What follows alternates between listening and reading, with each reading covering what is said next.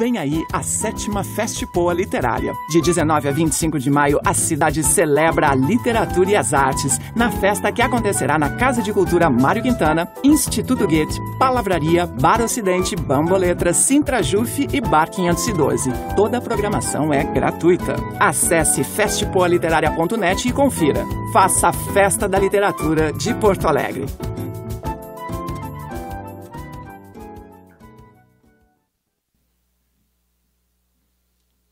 Então, dando prosseguimento hoje é quinta-feira, né? Quarto dia, quarta noite da Festpoa Literária, segunda aqui no Instituto Goethe, a quem a gente agradece pelo apoio, parceria.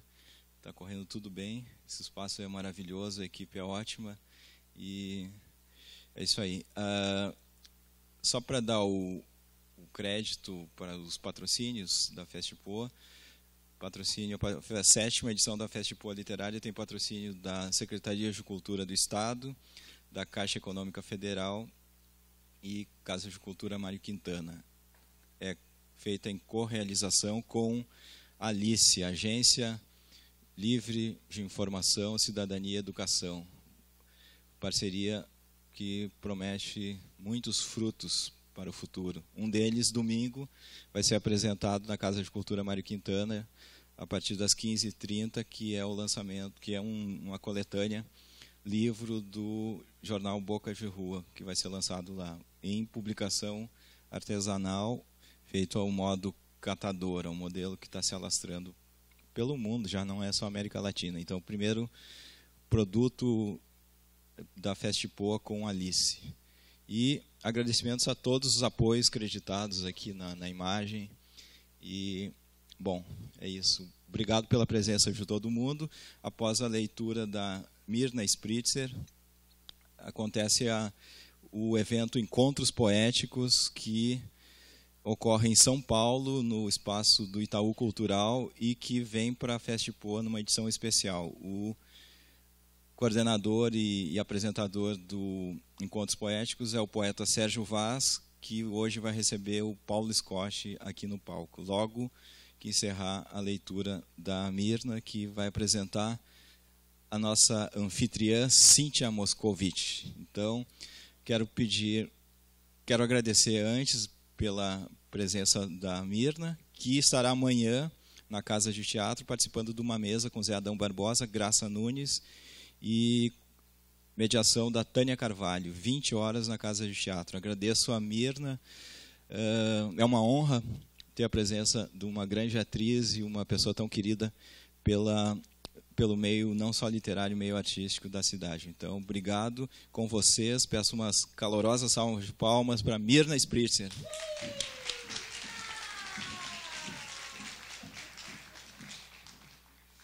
Boa noite a todos. Obrigada pela calorosa recepção.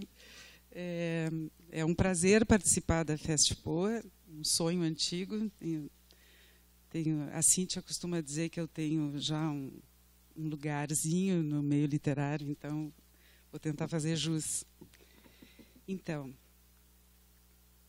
do livro Essa Coisa Brilhante que é a Chuva, da Cíntia Moscovitch, Mare Nostrum.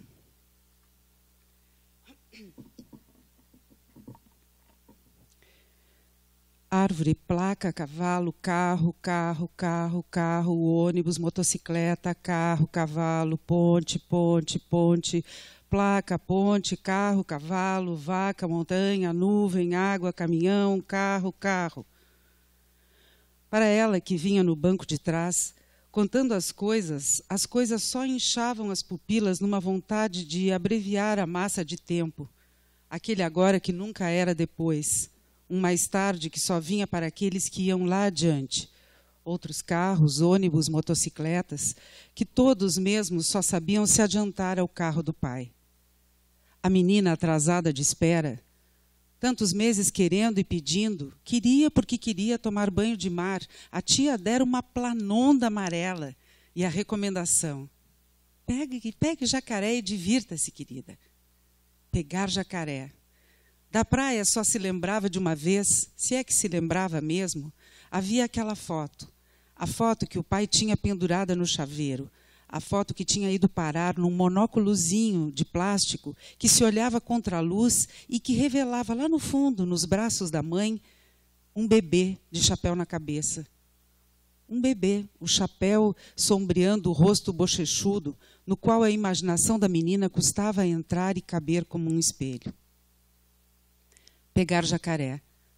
A planonda tinha vindo embrulhada em ciosas faixas de plástico, metros e metros que iam virando sujeira no chão da sala. Um peso levinho, peso de nada mesmo, tem isopor. Ela descascou a planonda e apoiou a borda contra a barriga, dobrando o corpo. Impertinente perguntou: querem que pegue jacaré onde? Debaixo do chuveiro?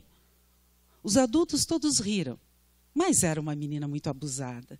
É muito abusada mesmo, além da conta. Até que todos pararam de rir, e o pai achou que era hora de xingar a tia. Se tinha cabimento. Aquelas ideias de planonda e jacarés não conseguiam nem pagar as contas, e agora mais essa, a menina queria pegar jacaré. A tia saiu porta afora fungando. A mãe correu para o quarto e ficaram o pai sentado na poltrona e a menina com a planonda no meio da sala. Os dois parados, feitos girassóis em dia nublado. Depois daquilo, o pai tirou uns papéis da gaveta do balcão e, em cima deles, uma semana inteira, queimou pestana, rabiscou, mastigou toda a tampa da caneta de plástico. E aquele agora constante, a prisão no banco de trás. Tivessem ido a pé, já teriam chegado.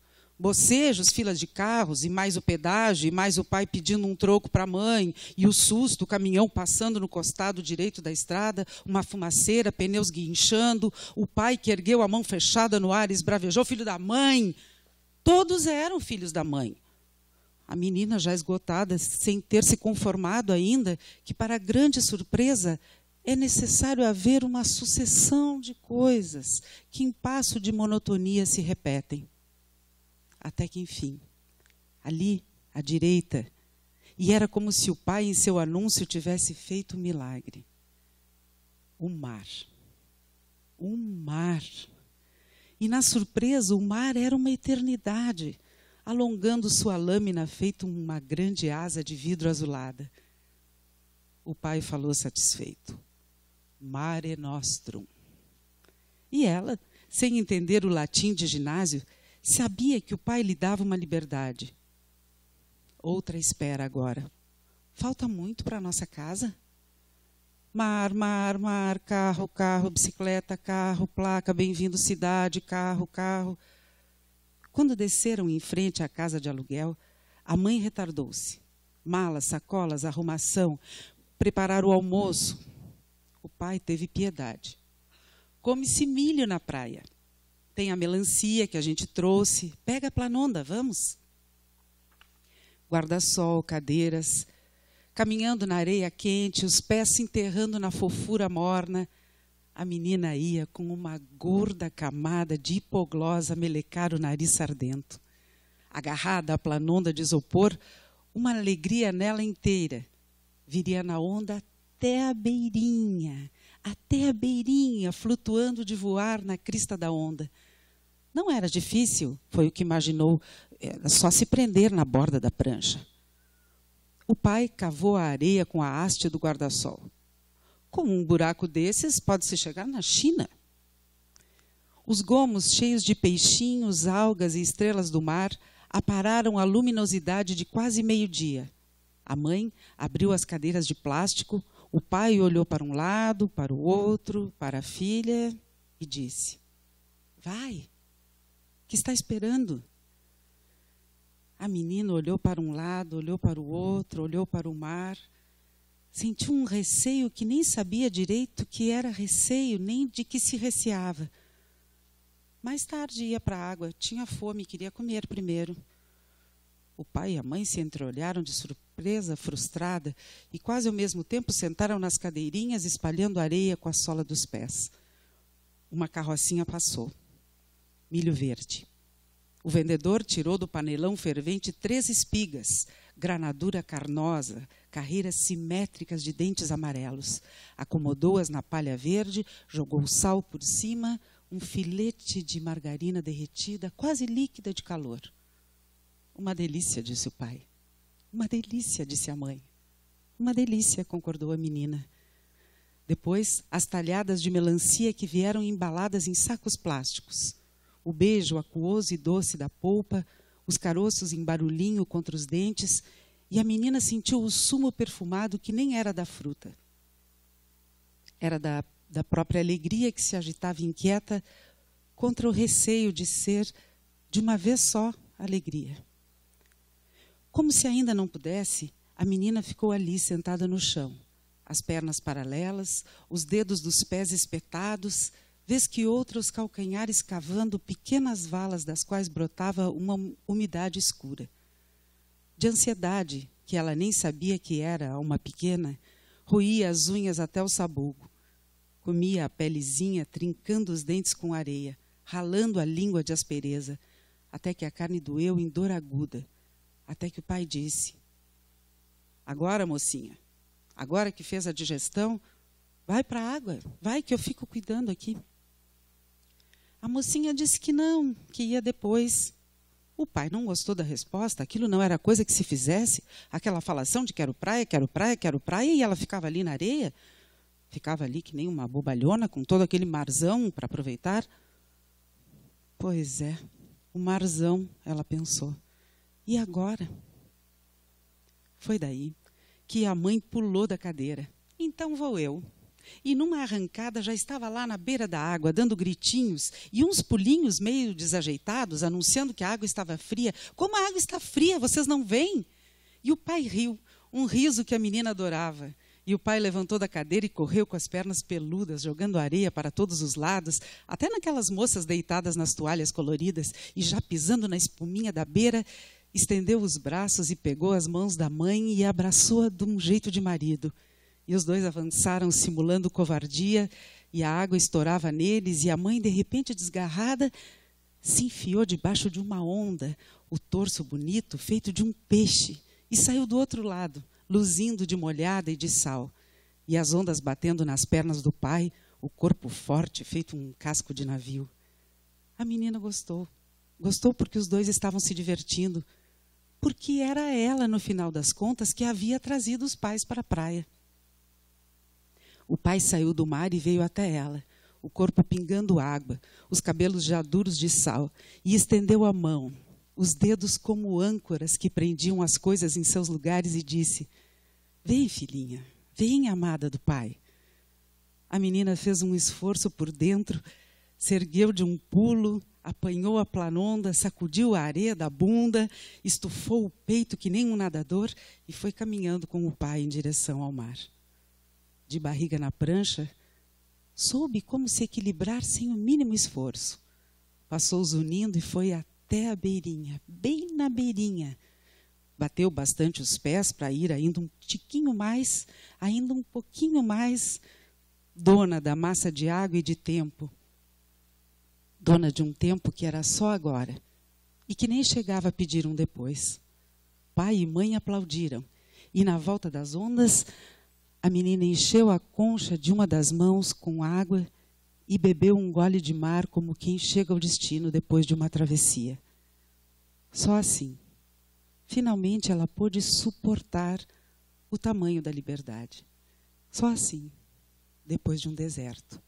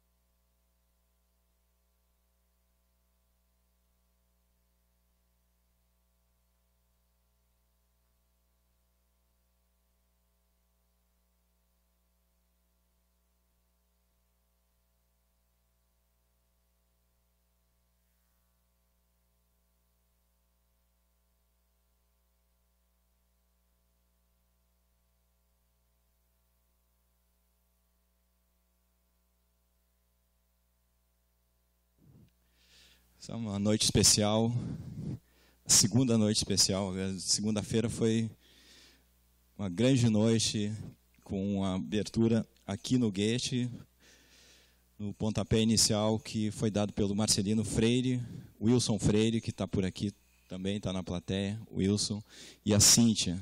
Foi uma grande noite com a Fabiana Cosa fechando a apresentação do Cantos Negreiros. E hoje uma segunda noitada especial, porque tem dois convidados de muito apreço e muito queridos e com muito talento e muita história para dizer, muita inteligência para compartilhar. Então, esse evento aqui é um evento que acontece em São Paulo, no Itaú Cultural, Espaço Itaú Cultural, que é comandado pelo Sérgio Vaz, já existe há quase 2 anos, e em São Paulo a curadoria dele, a organização e tudo mais, recebe a cada mês um convidado para um lance poético, sem delongas, né? Poesia na veia. E a parceria da Festipoa com o Itaú Cultural, que já rolou ano passado, timidamente, está crescendo mais, eles toparam a sugestão de fazer um especial do Encontros Poéticos aqui, na Festipoa, e talvez o ano que vem se estreite mais ainda essa parceria. Isso está sendo transmitido, essa noite está sendo transmitida pela Rádio Elétrica, está sendo gravado também para o Itaú postar e difundir na rádio web Itaú. É dessa maneira que funciona o Encontros Poéticos, sempre é gravado e depois fica disponível lá na web, na página do Itaú, para quem não pôde assistir ao vivo, ouvir depois. Então, obrigado ao Itaú Cultural pela ousadia em se meter nessa rascada com a Festipoa. O Claudinei, a quem a gente agradece, toda a equipe do Itaú. Então, essa parceria tem tudo para crescer. Sem mais delongas, eu quero chamar aqui o comandante da noite, o poeta Sérgio Vaz, e o poeta e prosador e ficcionista e agitador e grande amigo e grande parceiro da Festipoa, que deve muito a ele mesmo. Sempre foi um grande incentivador e um grande apoiador da Festipoa. Paulo Scott. Tem um outro esquema? Pô, não me avisaram disso, velho. Sérgio Vaz, então, os aplausos e a calorosa recepção do público. Mais uma vez. Nós combinamos um negócio ali no camarim. É tudo no teu nome. Ai, caramba. Boa noite. Os Miseráveis. Vitor nasceu no Jardim das Margaridas. Erva daninha, nunca teve primavera. Cresceu sem pai, sem mãe, sem norte, sem seta. Pés no chão, nunca teve bicicleta. Já Hugo não nasceu, estreou. Pele branquinha, nunca teve inverno. Tinha pai, mãe, caderno e fada madrinha. Vitor virou ladrão. Hugo, salafrário. Um roubava pro pão, o outro para reforçar o salário. Um usava capuz, o outro gravata. Um roubava na luz, o outro em noite de serenata. Um vivia de cativeiro, o outro de negócio. Um não tinha amigo parceiro, o outro tinha sócio. Retrato falado do Vitor tinha cara na notícia. Enquanto Hugo fazia pose para a revista. O da pólvora apodrece penitente. O da caneta enriquece impunemente. A um só resta virar crente. O outro é candidato a presidente. E meus boa noite. Porto Alegre. Bom, vou fazer como a gente faz lá em São Paulo. Estamos começando o Encontros Poéticos, que acontece sempre uma vez por mês em São Paulo. Excepcionalmente, maravilhosamente, vai acontecer aqui hoje. Obrigado, Fernando, toda a equipe. E é um bate-papo sobre poesia, literatura, coisas amenas. Porque os escritores quase não têm nada para falar, né? Escreve-se muito, mas fala-se muito pouco. E é uma honra estar aqui novamente. Estou sempre aqui, já é o 3º ou 4º ano, né? Né? Não é, Clarice? É bom ser amigo dos amigos, né? Não é? Muito bem. Então tá bom, Fernandão. Tamo junto.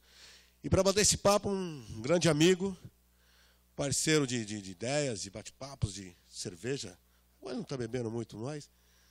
Meu querido Paulo Scott, uma salva de palmas para ele. Vamos recebê-lo. Tá fraco, hein? Tá fraco, hein? Vocês podem mais, hein?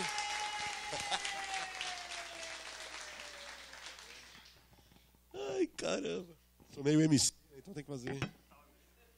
É porque literatura tem uma coisa que parece que tem que ser chato. Não, não precisa ser chato, não. Chato só nós. E aí, pô, firmeza? Obrigado pelo convite, irmão. Alegria tremenda. Na verdade, uma das coisas que mais me empolgam hoje esse panorama literário de um país onde as pessoas têm uma dificuldade muito grande, né? Porque é uma educação tão precária, tão mal concebida, né? Tão desprezada, que você tem um cenário de até um certo glamour. Hoje eu discuti com algumas pessoas, isso está um pouco no meu romance novo, né? O ano que vivi só de literatura, eu já entreguei, então agora depende só dos editores. Porque você tem uma verdadeira concepção, né, e prática de glamour, pelo menos para quem está do lado de fora, que vê as festas literárias e escritor brasileiro nas capas de revista, jornais, dando entrevista para o rádio, Jô Soares, sei lá, campanha de óculos, né, campanha de vodka. Então você fica imaginando que o escritor brasileiro, pelo menos numa faixa que está mais em evidência, você fica achando que é uma grande vida. E, na verdade, mesmo que fosse uma grande vida, né, que não tivesse todo mundo super preocupado, porque ou você tem um emprego legal para manter isso, ou se você se dedica, que é um pouco o meu caso, você vê que é bem difícil você largar tudo, como eu fiz aos 40 anos, mudar de cidade, e dizer, não, vou viver só disso aqui. Certamente eu não conseguiria se não tivesse a sorte do apoio de amigos e da minha família, que me entendeu muito, porque é bem complicado. Mas eu quero chegar num outro ponto, assim, eu quero chegar aqui num lugar de consciência que é muito quase vergonhoso quando você para perceber, não é, que você participa de festivais em que você fica literalmente 4, 5, 6 dias sendo tratado como um rei, né, não só aqui no Brasil, mas fora do Brasil, né, com essa evidência do Brasil, a gente acaba viajando pelo mundo afora também para lançar livro e fica em hotéis de 5 estrelas, e aqui no Brasil também, Porto de Galinhas, Flip, sei lá o quê. Essas festas que a gente acaba indo... Né? Gente não, você, não, né? A gente não. Ele...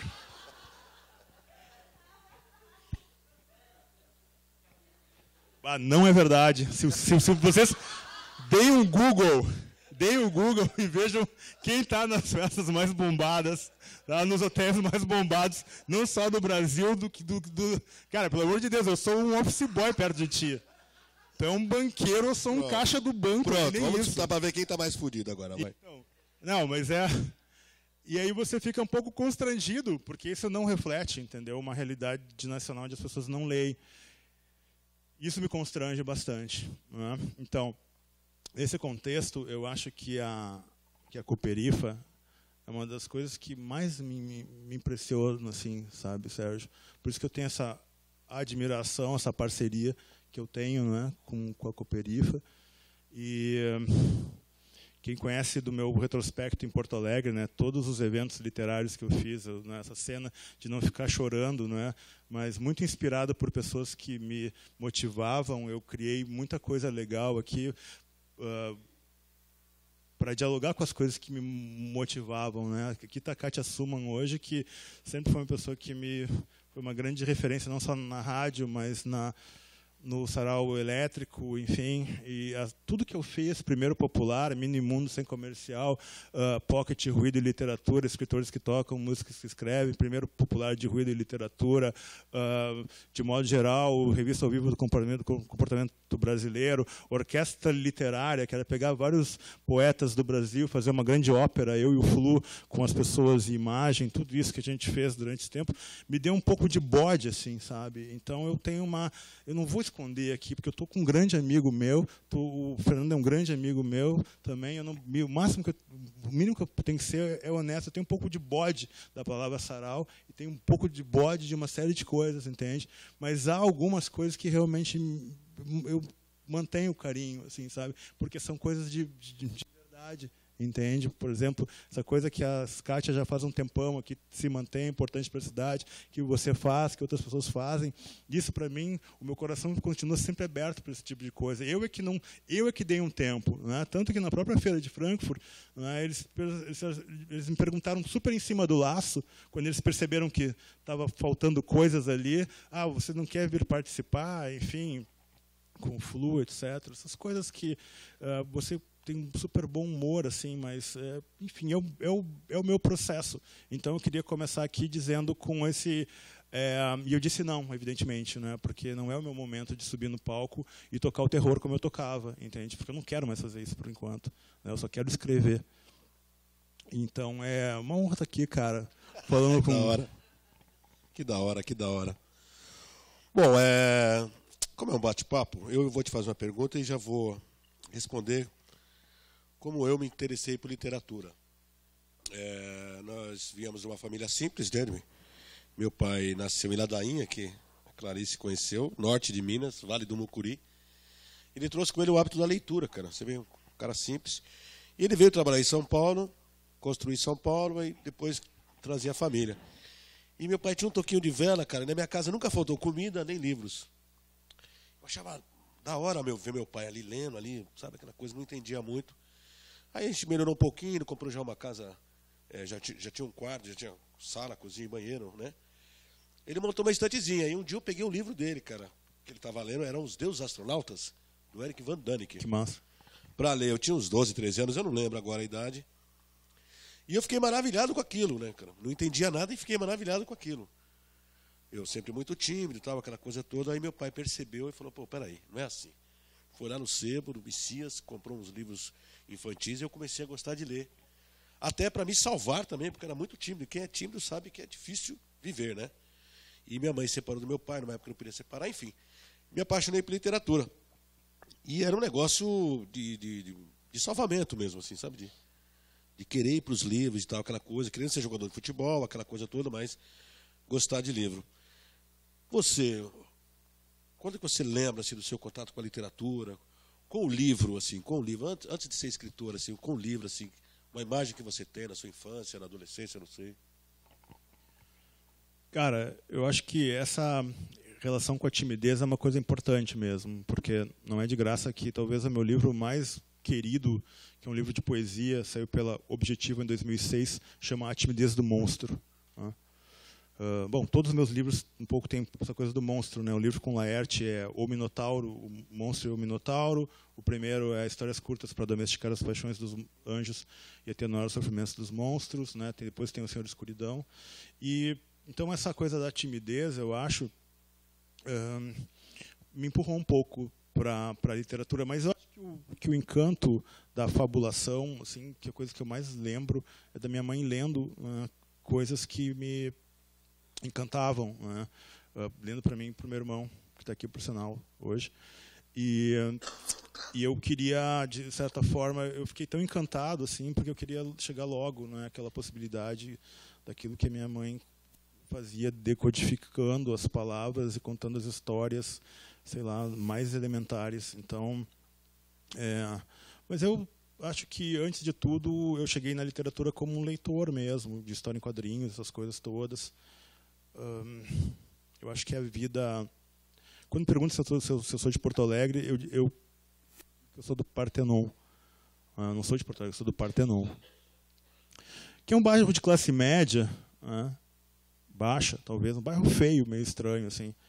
Então, tem uma coisa que, mesmo nas histórias mais simples, assim, sabe, que eu escutava, que eu comecei a ler, mesmo nas histórias em quadrinhos, elas me teletransportavam, sabe, para um mundo, sabe, que era mais divertido do que aquela rotina, né? Meus pais são pessoas fantásticas que trabalham, pessoas muito focadas e resolvidas e determinadas, sabe? Você sente aquilo, assim, sabe, da luta pela sobrevivência e tudo mais, sabe? Então isso foi, para mim, uma janela. E aí, claro, quando as coisas se abriram, aí foi cascata, né? Por exemplo, eu com 14 anos chegar em casa com um livro do Jean Genet, sabe?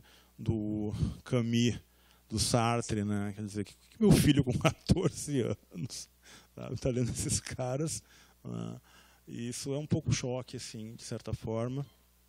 Mas eu fui em frente, assim, era o meu lugar, de certa forma, né? Era o lugar onde eu, resumindo, assim, encontrava esperança para viver, sabe? Eu acho que uma coisa muito bacana que a literatura tem é que a literatura, ela não é muito fã do coitadismo, sabe? E pessoas que adoram o discurso do coitadinho, sabe? Porque não me dão atenção, não sei o quê, sabe? Elas, de modo geral, elas não se encontram, sabe, na literatura que transforma, sabe? Ela é um empurrão para quem está a fim de encarar a coisa de peito aberto. E nesse sentido, até por todo o trânsito social que eu já tive, né, eu posso te garantir que a infelicidade, ela não é privilégio do miserável, sabe, do pobre. Não, cara, a infelicidade é uma presença na vida de qualquer um. E você pobre, pode, né? Você pode ter dinheiro, pode ter tudo, entende? Mas nesse também, ponto, né? Mas não gosto de estigmatizar, assim, entende? Eu acho que nesse ponto da literatura, ela liberta todo mundo, né? Porque, como diz o Todorov, você consegue entender, né, uma dimensão que você não entenderia se não tivesse mergulhado naquilo. Então, isso aí é o que mais me fascinou. Você tinha um lance assim, por exemplo, eu gostava de ler com 14, 15 anos, e jogar futebol de várzea, né? Como eu estava te falando, sempre gostei, gosto. E eu era tipo o amigo gangorra, né, cara? Futebol é massa, né? Pô, futebol é demais. Depois a gente fala sobre isso. E aí eu era tipo aquele amigo gangorra, né, cara? Porque eu sentava, todo mundo levantava. Pô, lá vem aquele cara falar de Jorge Amado, Capitães da Areia e tal. Amigo gangorra. Cara, eu sentava, todo mundo levantava. E tinha um cara, acho que em todo lugar tem um mendigo, cara, que coleciona jornal velho, já viu? E os caras falavam, o Sérgio vai ficar que nem aquele cara. Olha que louco, né? Como as pessoas já têm uma coisa da literatura, já de... A literatura não foi feita para nós, né? Então já começa, ó, quem lê fica top e tal, aquela coisa toda. E eu lembro, cara, que eu não gostava de poesia. Não sei por que eu não gostava de poesia, até porque eu achava que poesia era uma coisa de um cara lunático que acordava de manhã e falava bom dia café, bom dia janela. Aqueles caras assim, ou então um cara que fala coisas que a gente não entende, né? O cara, pô, ele é tão fodido que não entende nada do que ele falou, né? Que tem essa coisa também. E aí eu comecei a me interessar por música popular brasileira e eu não sei por quê. Eu estava no Exército, no CPUR em 83, ainda era ditadura. Servi o Exército. Aí eu servi em 83 e eu estava começando a ver música popular brasileira e tal, aquela coisa toda, e eu não gostava de poesia. E eu ganhei um disco da Simone, que era no 1º de maio, um disco ao vivo que foi feito no Morumbi, ela cantando Pra Não Dizer Que Não Falei das Flores, do Geraldo Vandré. E eu já tinha ouvido e tal, eu coloquei o som lá na cozinha do quartel e toquei no último, cara. E ela fazendo a comida lá com a farda, vem, vamos embora. O sargento entra correndo, cara. Seu mocorongo, seu louco. Isso é música de subversivo, de Che Guevara, disso, daquilo, de esquerda. Foi me interessando, cara. Então, praticamente, esse sargento me colocou na poesia. Eu devo a esse milico, com todo respeito, né, lógico, eu devo a ele a minha inserção na poesia, cara, que foi maravilhoso. Ele gritar tudo aquilo e eu ficar maravilhado também, né? Aí eu comecei a perceber, assim como no filme do Carteiro e o Poeta, quando o Rubolo descobre as metáforas, eu também descobri as metáforas. Assim, foi um momento muito bacana para mim, assim. E você, assim, tem que empurrar para você também. Quando é que você achou que poderia ser escritor, poderia escrever, ou sempre escreveu? Ou já era uma coisa que se tinha, ou surgiu no meio do caminho?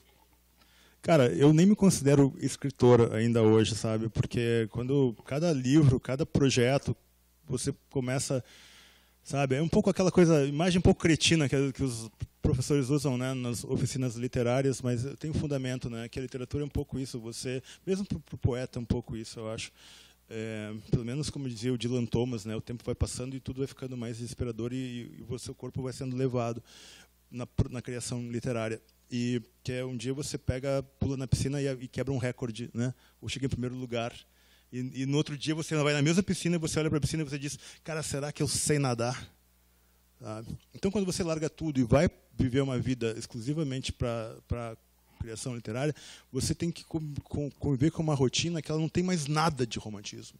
entende? Você não chega assim do trabalho super frustrado porque você ficou no seu escritório de advocacia até altas horas, daí ficou dando aula na PUC até altas horas de direito tributário, que era o meu caso, e chegava assim, vou me soltar, né? Agora é o meu mundo, vou justificar a minha existência, porque afinal eu não sou um escravo, né? Eu sou um artista, né? Sou uma pessoa especial, né? Rafael Sica in the house, grande homem, chegou aí, grande mestre. Cara, então você fica um pouco, né, solto, assim, né, com essa realidade que é difícil de dominar e ela acaba sendo cada vez mais difícil, né, de você tê-la, né, como um processo redentor ou tudo mais. Por isso que eu digo assim, o tempo vai passando e eu me sinto mais leitor do que escritor. Fecha parênteses. Segunda parte. Cara, o que me levou para a literatura, não para a literatura leitor, né? Porque literatura é você ler. Essa coisa maluca que uma peça de teatro, um concerto de rock, um bom cinema, né? Inclusive a leitura oral, ela não te dá. Que é isso que você... Porque o Sérgio, que tem uma oralidade tremenda nas suas poesias, também tem uma outra versão, né, também fantástica, que é você pegar o mesmo poema que ele oralizou aqui, né, e você vai ler. Porque essa dimensão estagnada da literatura, né, se fala muito em livro com efeito sonoro, você pega o seu celular e aponta para o livro e aparece 1000 cores, e no futuro os livros terão ruído e cheiro, e o toque do amante, não sei o quê. Bicho, para que eu preciso disso, cara, se eu tenho aqui dentro? Entende? Que é uma formação, você fica parado numa hora, né, numa mesma palavra. O Instituto Moreira Salles me chamou para falar sobre o Sartre, e pela 4ª ou 5ª vez eu fui ler A Náusea, que é o livro que mudou um pouco a minha vida. E eu levei mais tempo para ler A Náusea dessa vez e nem cheguei ao fim, porque eu não conseguia nem transpor as frases. E às vezes nem as palavras. Eu ficava estagnado, viajando naquela frase, viajando, relendo frase, sabe, apaixonado pela palavra, pelo encaixe da palavra. Então, esse poder, né, de formulação que só a literatura tem, nada tem. Então, parece, Sérgio, que eu não consigo me livrar dessa condição. Mas, respondendo essa questão, o que me levou para a literatura foi a gagueira. Eu era uma criança extremamente tímida, e o meu irmão sabe, né, extremamente gago, a ponto de, não sei quantos anos de idade, eu acho 11, minha mãe me levou a um psicólogo e disse, bom, resolve com esse guri aí, porque está demais. Porque eu não conseguia falar. E eu sempre fui muito agitado, muito quieto e muito agitado, né? E então, obviamente, que lá pelas tantas, né, depois de passar por uma bela fase, apaixonado pelas professoras, eu, Paulo Scott versão mini, né, você começou a se apaixonar perdidamente pelas colegas. Né. Imagina, tímido, né, estranho, sem conseguir aquele diálogo básico, né, das relações afetivas, né, porque, enfim. Eu comecei a escrever poemas assim que nem eram poemas que eu entreguei, eu acho, ou coisas assim que eu pelos 12 anos. Então, eu acho que, para a escrita, eu acho que eu entrei nesse momento. Depois acabei sendo empurrado por alguns amigos que leram minhas coisas. Eu já com 15 anos, 14, começaram a dizer que era legal o que eu fazia. E eu continuei poeta.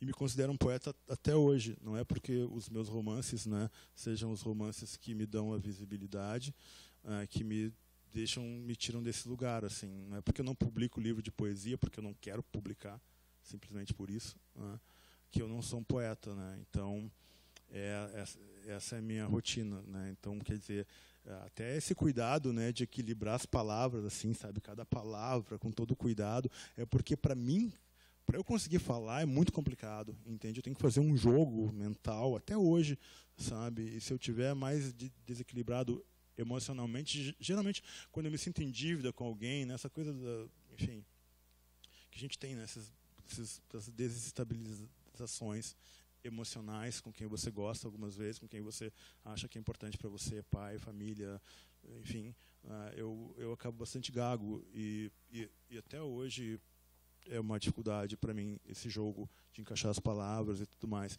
Então, isso foi o que me transportou, né? Essa é a minha raiz, né? Por mais que você diga, você é prosador, não. Eu escrevo poesia todos os dias, eu leio poesia todos os dias.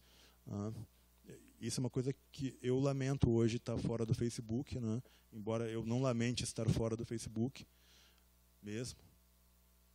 É que a vida legal acontece, muita gente legal como tu está no Facebook, entende? Muita gente legal como tu coloca poemas maravilhosos no Facebook. Então aquela coisa do blog como era antes, se bem que tu tem também, né? Mas eu acho que me sinto perdendo um pouco isso, assim. Mas são coisas que a gente tem que interagir. E sabe como que eu me tornei poeta? Eu gosto de falar que eu sou poeta. Simples. Eu não servi para mais nada, cara. Nunca gostei de trabalhar. Trabalhei em banco. Não é verdade, cara. Tu trabalha pra caramba. Um dos caras mais gostei de trabalhar sérios que eu conheço. É a forma mais elegante de falar que eu sou vagabundo, é dizer que eu sou poeta. Eu sou poeta, cara, sabe? Os caras falam, esse vagabundo. Eu acho chique, né? E eu gosto de falar que sou poeta por causa disso. E às vezes, cara, eu saía de manhã para ir para algum lugar e vi o pessoal na fila do ônibus, cara, trabalhando. Eu morro de inveja, cara, mas eu não vou. Entendeu? Que eu falo, não é para mim, esse negócio não é para mim, eu vou escrever. E aí foi essa a minha relação com poesia, assim, porque, assim como o lance das palavras, está falando, foi muito importante quando eu li um texto do Ferreira Goulart, que era assim, só é justo cantar quando o seu canto arrasta consigo pessoas e coisas que não têm voz. Que deu uma dimensão da poesia para mim, que não era só aquela coisa romântica que a gente está acostumado, pelo menos na periferia. Para se ter uma ideia, eu moro num lugar chamado Parque Santo Antônio, que não é nem São Paulo ainda, né? Não é nem Brasil, a gente está na Palestina. A gente atira pedra no carro de polícia, é outra fita. Então, para nós, a literatura ela tem um outro poder de força, de fuga. É meio Public Enemy, Fight Power, entendeu? Assim, só é justo cantar quando o seu canto arrasta consigo pessoas que não tem voz. Então, quando a gente escreve sobre essas coisas, sobre o nosso bairro, sobre o racismo, a fome, essas coisas, é porque a gente ainda vê isso, né? E eu lembro quando eu ouvia a música popular brasileira, eu gosto ainda de bossa nova. Eu lembro de uma música, não sei se é do Vinícius, Tom, dia de luz, festa do sol e o barquinho a deslizar no macio azul do mar. Eu achava lindo aquilo. É lindo mesmo. E eu comecei a escrever coisas parecidas com isso. Eu escrevia e não entendia o que eu escrevia. Só que eu achava que era bonito, cara. Porque a estrela d'alva entrou nas galáxias profundas do eu, que emana de uma força cósmica que vem do chão batido. E eu lia e falava, caralho, mano. Mas eu não entendia nada.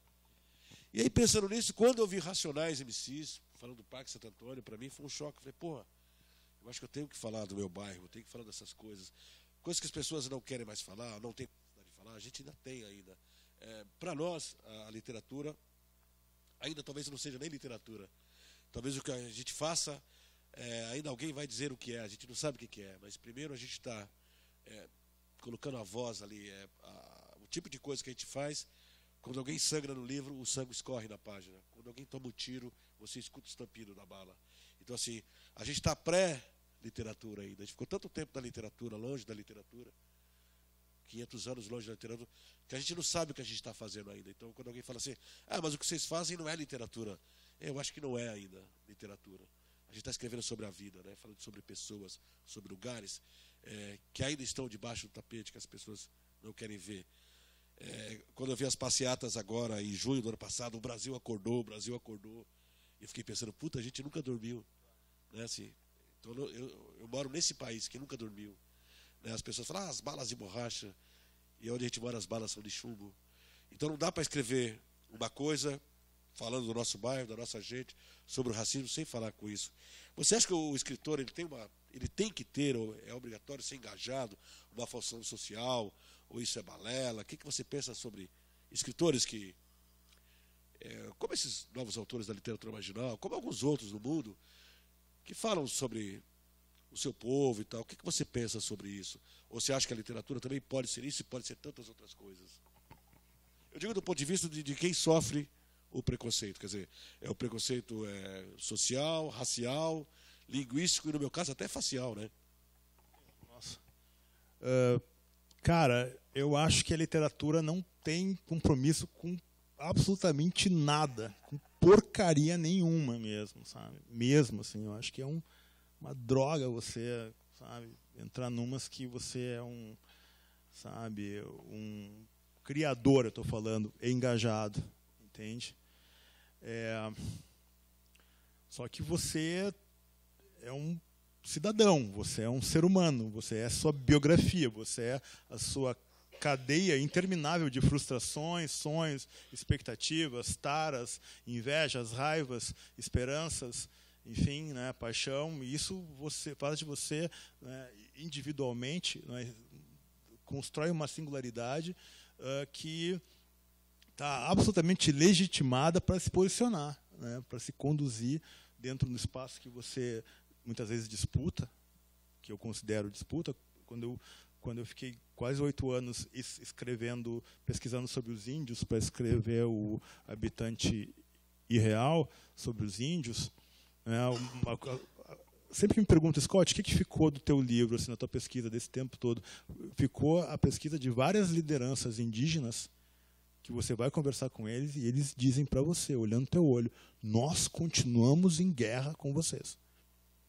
Nós estamos desmontados, mas nós, índios, continuamos em guerra com vocês. Nem todas as lideranças têm essa posição, evidentemente, mas vários líderes indígenas, esse que deu um pau no secretário do meio ambiente aqui lá no Morro do Osso, né, que eles pegaram, Escobar, tá bom?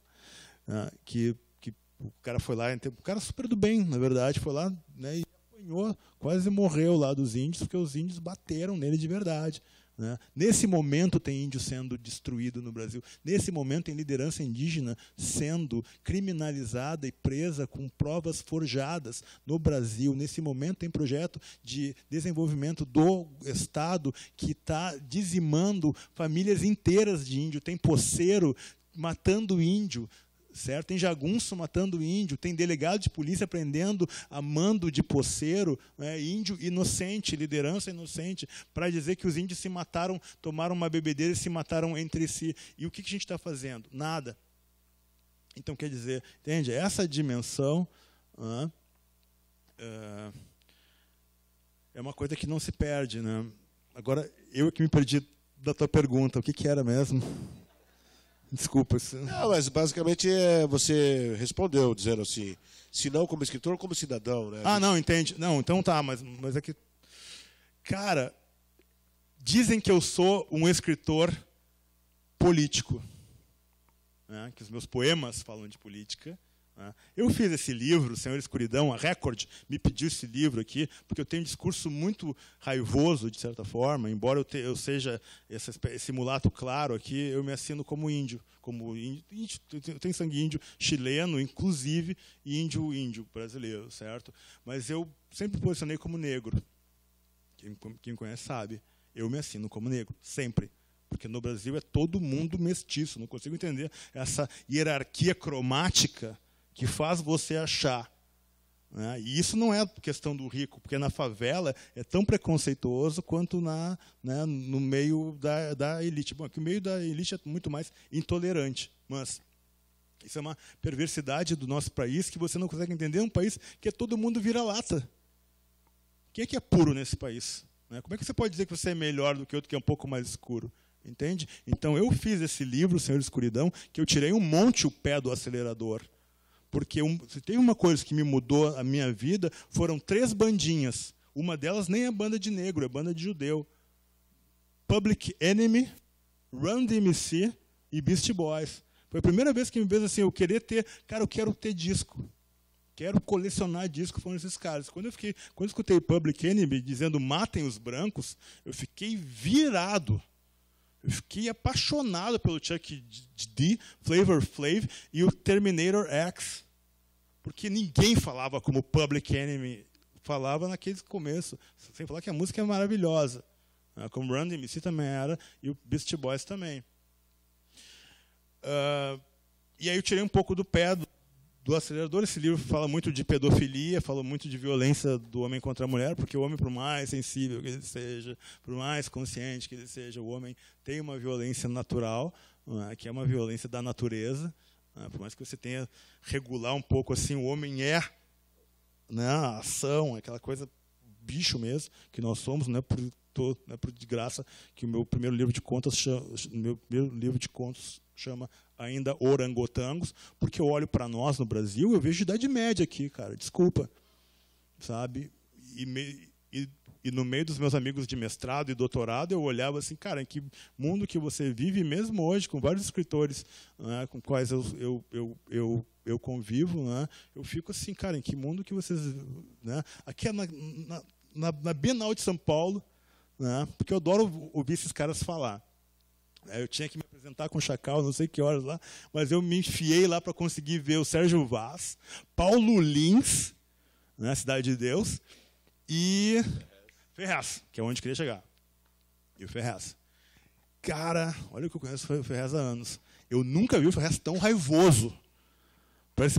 Parecia que ele estava falando comigo, assim, porque ele dizia, porque esses escritorzinhos aí, não sei o que, classe média, não era nem escritor rico de classe média alta, era escritor classe média, boyzinho, sabe, que estudou em faculdade, que vem de família, sabe, que deu chance de viajar, casa na praia, sabe, não, eu não estou falando de rico, estou falando de classe média, tipo, zoando, botando no chão, sabe, dizendo que os caras muitas vezes atrapalhavam com quem tinha coisa para dizer. E aí você fica olhando assim para o Ferrez naquela raiva, né, que se você comparar, quer dizer, toda a raiva do Ferrez e toda a habilidade, a gentileza, o talento, sabe, o conteúdo que esse cara tem, você fica pensando, o que funciona mais, né? É a raiva ou é a gentileza, né? Eu não estou assumindo posição nenhuma aqui, só estou me perguntando, né? São estratégias. Entende? São momentos diferentes, né? Mas a minha poesia, ela sempre dialogou com rap. Ela sempre dialogou com o fato de que primos meus, que eram mais escuros do que eu, sabe, trabalhavam, se esforçavam e não conseguiam emprego, porque você passa numa seleção bacana, certo? Mas você, quando fica nos 3 ali para a vaga, o cara vai olhar, o mais pretinho, pô, já está fora.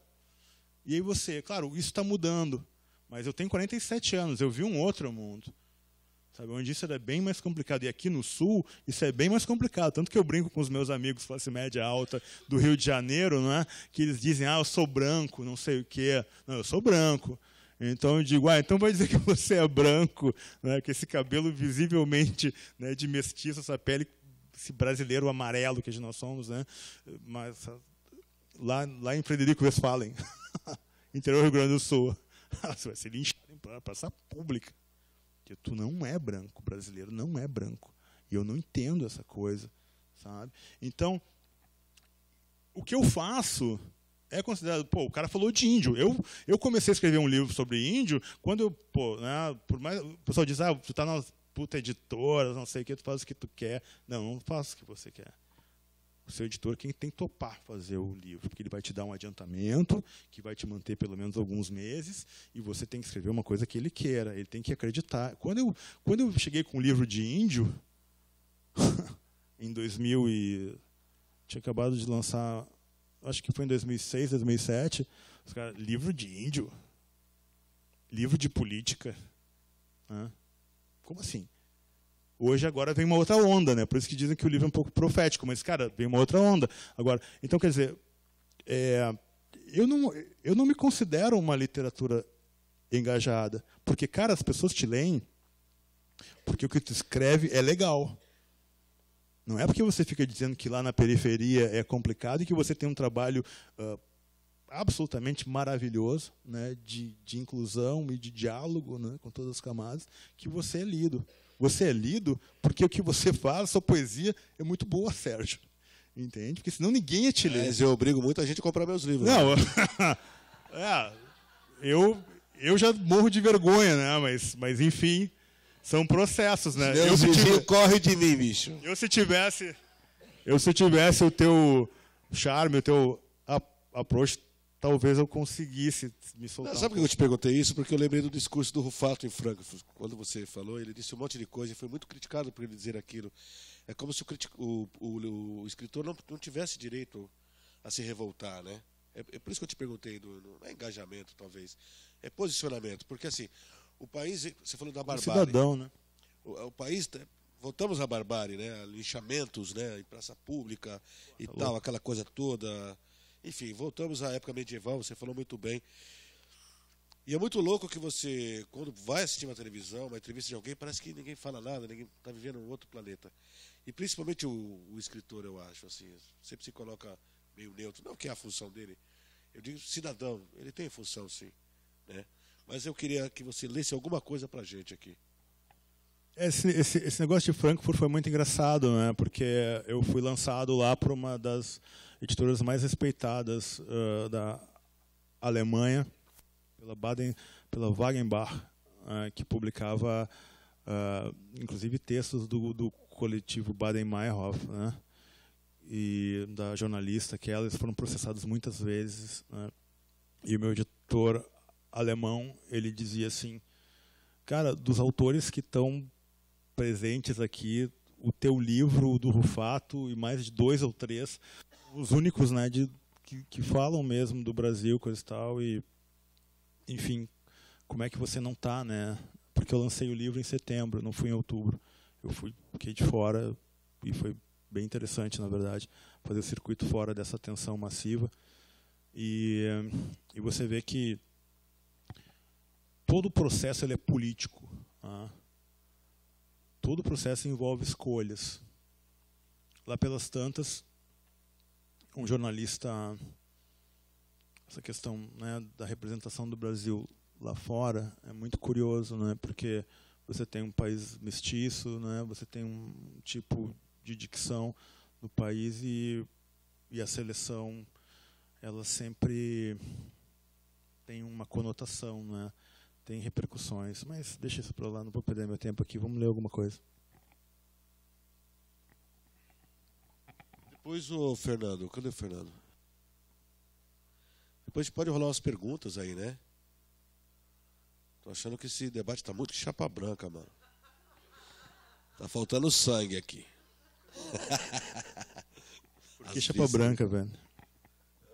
Por que chapa branca? Rapaz, assim, precisamos jogar sangue nesse palco aqui.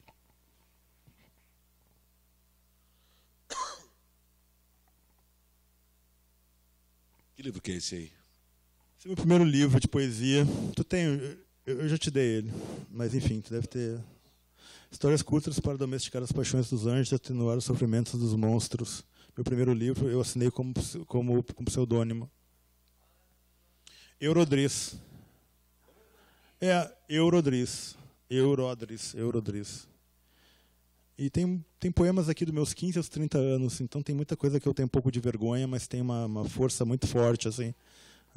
Tem vergonha até hoje, pô. Mas tanto que quando eu dou para a pessoa, eu customizo ele, né? Cada livro ele é customizado. Em função da pessoa, eu vou alterando palavras, risco poemas inteiros, risco o livro. E um amigo meu até disse, cara, tu é tão idiota, tão palhaço, que tu deu um jeito de quando tu morrer, certamente vai ter um imbecil, né, que vai dizer, vamos reunir todos os livros que o Scott deu, né, e autografou, e vamos fazer uma grande amostra com os livros. Só te falar, você tocou nesse assunto aí do pseudônimo, eu tive vários quando eu namorava uma menina. Era Mário Quintana, era... Mário Quintana? Pô, que sacanagem com o Mário Quintana. Fernando Pessoa. Eu vou contar essa história. Conta aí. Não, depois que você lê, pô. Cara, tu falou que tu serviu o exército. Eu, contrariando a vontade do meu pai, eu não servi o exército, fui falar com um amigo dele, contar para ele todos os motivos que eu tinha para não servir o exército, e eu, enfim, consegui uma liberação lá. Mas o fato é que, na seleção lá, eu me lembro que um sargento, um índio, bugre, como a gente chama aqui no sul, né? Não era um branco, ele pegou todos os garotos escuros, negros, todos daquele bloco que entrou junto naquele ginásio, e alinhou contra a parede, certo? Todos eles com a cara na parede. Imagina, todos nós nus, né? Deixou só os outros constrangidos e começou a perguntar por que o mundo é redondo. E alguns aqui devem saber a resposta, evidentemente que eu não vou dá-la. E aí eu cheguei em casa muito perturbado, eu comecei a rascunhar esse poema e eu acabei terminando ele alguns anos depois. E mesmo hoje, esse é um dos poemas que eu olho a estrutura dele, eu tenho um pouco de vergonha dele. Mas vamos lá. Se o mundo é redondo, escurinho aceitável, espremido, falei mais fácil, enquanto dobrava em ferro quente meu pichain. Som fingido, atado em pele adequada, disfarçado, mas de um preto sem fim. Alvo resignado da generosidade racista, um dia escapo do peso dessa cor dócil. Amaldiçoando a alegria dessa fantasia, rasgando o afago de quem não me reconhece na gentil plateia do mundo redondo, para ser mais um valente de zumbi, pois inconveniente, vou ser mais um macaco assim, se calado, ainda disfarçado, ai de mim. Yeah. Agora conta a tua história. Vive! Zumbi Não, total. cara, eu namorava uma menina, já tem uns 20 e poucos anos, e ela era muito intelectual, cara. E tudo que eu escrevi ela não gostava, cara. Tudo, absolutamente tudo. Tudo bem que nem eu gostava às vezes. Mas ela não dava sabe, não dava uma... Um incentivo. Cara, você escrevia lá e mostrava assim, ela, pô, aqui, pá, né? Já me matava ali, né? Aí um dia eu tava vendo lá um poema do Drummond antigo, assim, né, meu? Falei, sua vagabunda. Escrevi todo o poema na máquina, e coloquei Sérgio Vaz. Ela olhou, acabou com o Drummond. Drummond não tá aqui, olha o erro aqui. Aqui não combina, então eu falei, firmeza. E eu escrevi um poema, coloquei Drummond. Quando ela leu, eu falei, olha como o Drummond escreve, ó. Olha a retidão, olha como ele cabia as palavras.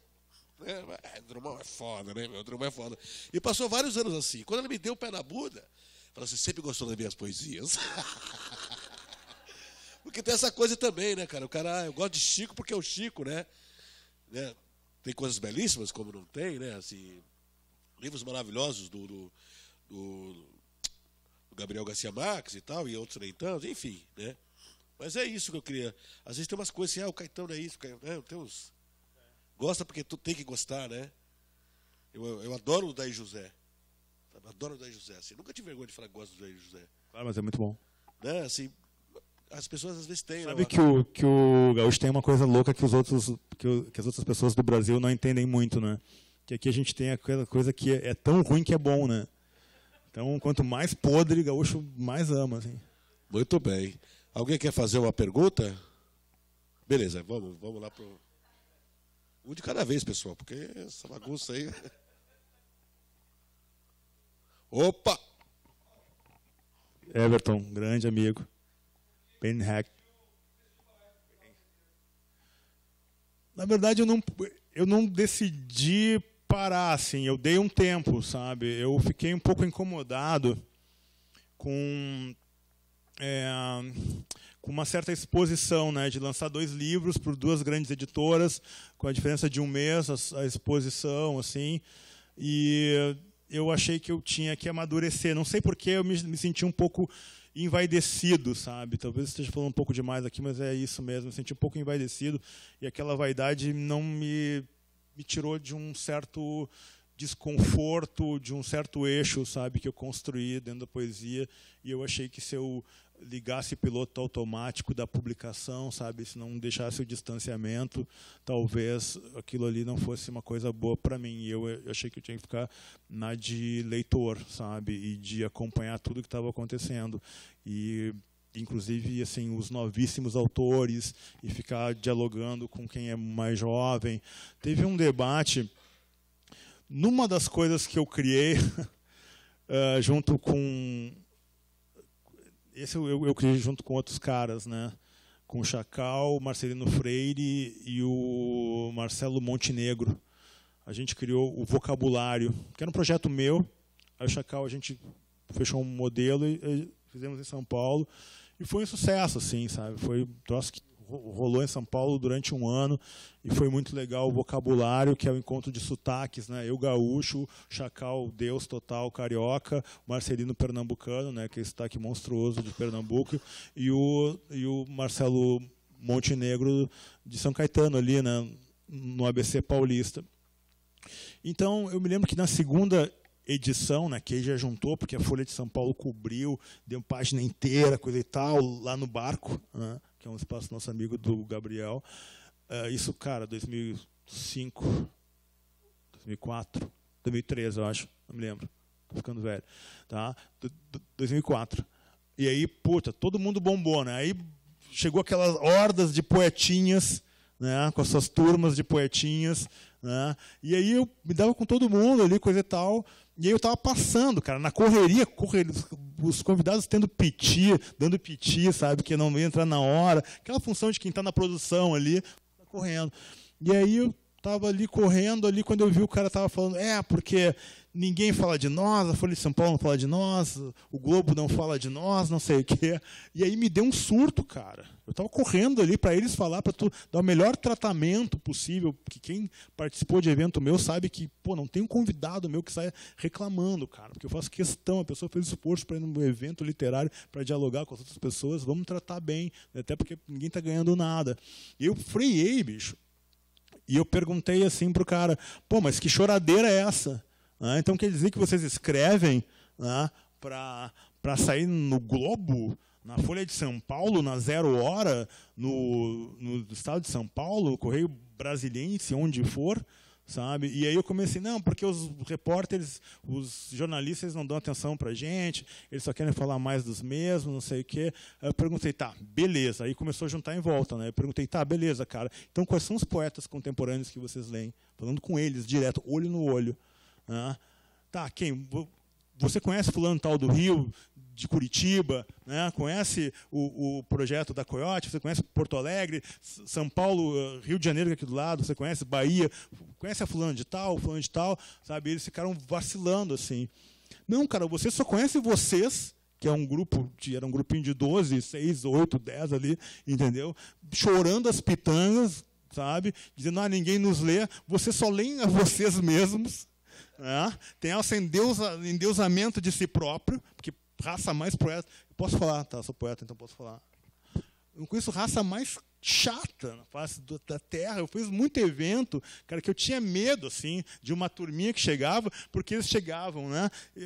Eles liam se saltitando, assim, né? Aí depois que eles liam do evento, eles iam embora, cara. Eles não ficavam nem para beber, sabe? Para tocar o terror ali, né? De louquinho. Não, eles queriam brilhar, se aplaudirem, né? E ir embora. Entende? Porra, cara, onde é que está a porra da generosidade, né, que você espera da poesia mais do que todas as outras, né? Que tem tantas coisas. Então eu disse para eles, cara, todos as pessoas que brilham na capa de Folha de São Paulo, não sei o quê, que são contemporâneos, né? Não todos, mas metade, vamos ser mais realistas, né? São pessoas extremamente antenadas com o que está acontecendo. Rodrigo Garcia Lopes, que está aqui, tá?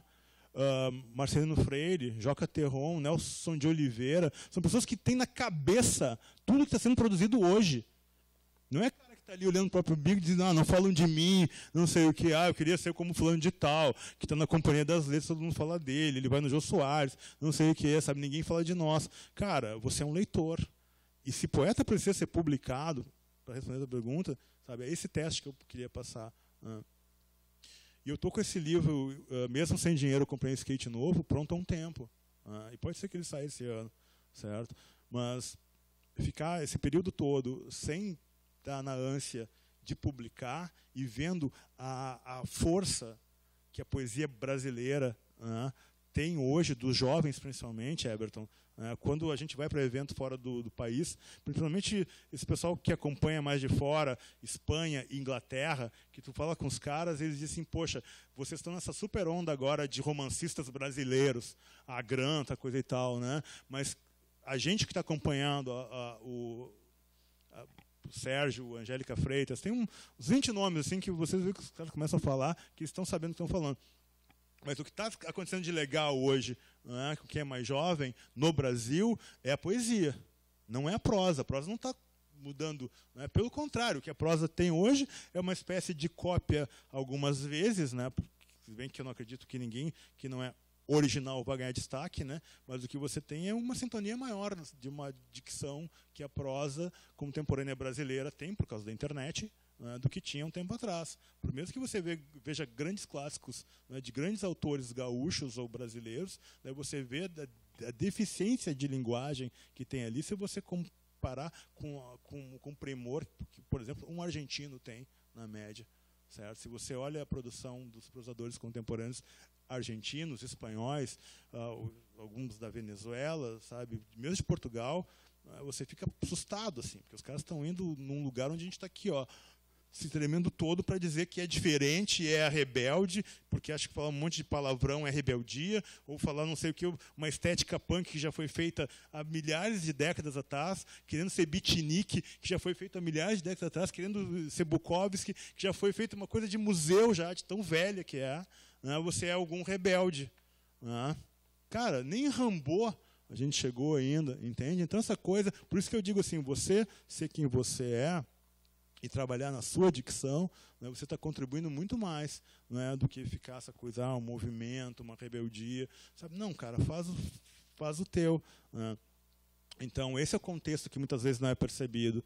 Sabe? Eu tenho essa coisa de não ficar no coitadismo. Sabe? Cara, a Kátia sabe, né, porque a Kátia, com várias pessoas incríveis aqui de Porto Alegre, porque Porto Alegre está longe das capitais. E azar, cara. Vamos fazer aqui, não vamos ficar chorando. Durante um monte de tempo, todos esses eventos que eu fiz, né, sabe, eu não estava preocupado se ia sair na 0 hora. Sabe, eu simplesmente fazia e lotava, e era um terror. Chegava a polícia, noite adentro, todo mundo tocando terror nos lugares. E outra coisa, eu convidava os caras que falavam mal de mim. Eu ia lá ligar para os caras, mandava e-mail e dizia, cara, aparece aí, sabe? E o cara assim, tu tá me convidando? Que Porto Alegre é um ovinho, né? Se alguém falar mal de ti, tu sabe. Então, não, vamos lá, e é isso aí. Sabe? Você está falando do poeta olhando para o umbigo, e aí o cara chega a dizer, por que não tem leitor, né? Não tem formação de leitor. Tem um projeto que a gente faz lá, que é Poesia contra a Violência, e vai nas escolas falar sobre literatura, com a molecada. E quando a professora chama você, eles olham e falam assim, mas você, escritor, você é novo, mas tem escritor vivo? Eles acham que todos os escritores já morreram, ou que deveriam morrer. Porque são pessoas ausentes, assim, né? É, formação de público, né? Se a pessoa não contribui, ele fica reclamando. Então a gente começou a pensar, pô, ele está escrevendo para quem? É para o pessoal do bairro? Então o pessoal do bairro tem que começar a ler. Então tem que fazer formação de leitor. Cada dia tem mais filmes e menos cinema. Então tem alguma coisa que está errada. Não é isso? Alguma coisa está errada. Então é isso, meu depoimento é justamente isso. A gente tem que partir para o ataque. E aquilo que você falou, o cara do mimimi, né? Ficar no mimimi. É isso também, né, cara? Vem a mim o vosso reino, né? Não reino nada. Mas enfim, alguém mais tem uma pergunta aí? Cris.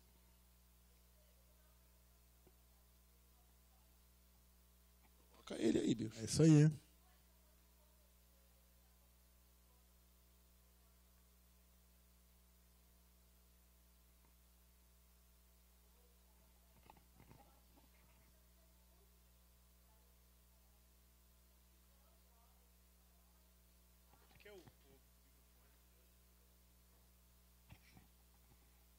Aqui o Paulo Scott, na verdade, é um agitador cultural e incentivou muitas pessoas aqui nessa cidade, né? O próprio Fernando aí com a Festipoa Literária, mesmo o trabalho que a gente faz junto com o Cabaré do Verbo e gente que está aí. Eu era uma piá mijada, 17 anos, tinha medo de tudo. E uma piá mijada, 17 anos, que tinha medo de tudo. E daqui a pouco estava no palco. Uma palavra só, piá mijada? Piada. Piá mijada. Oh,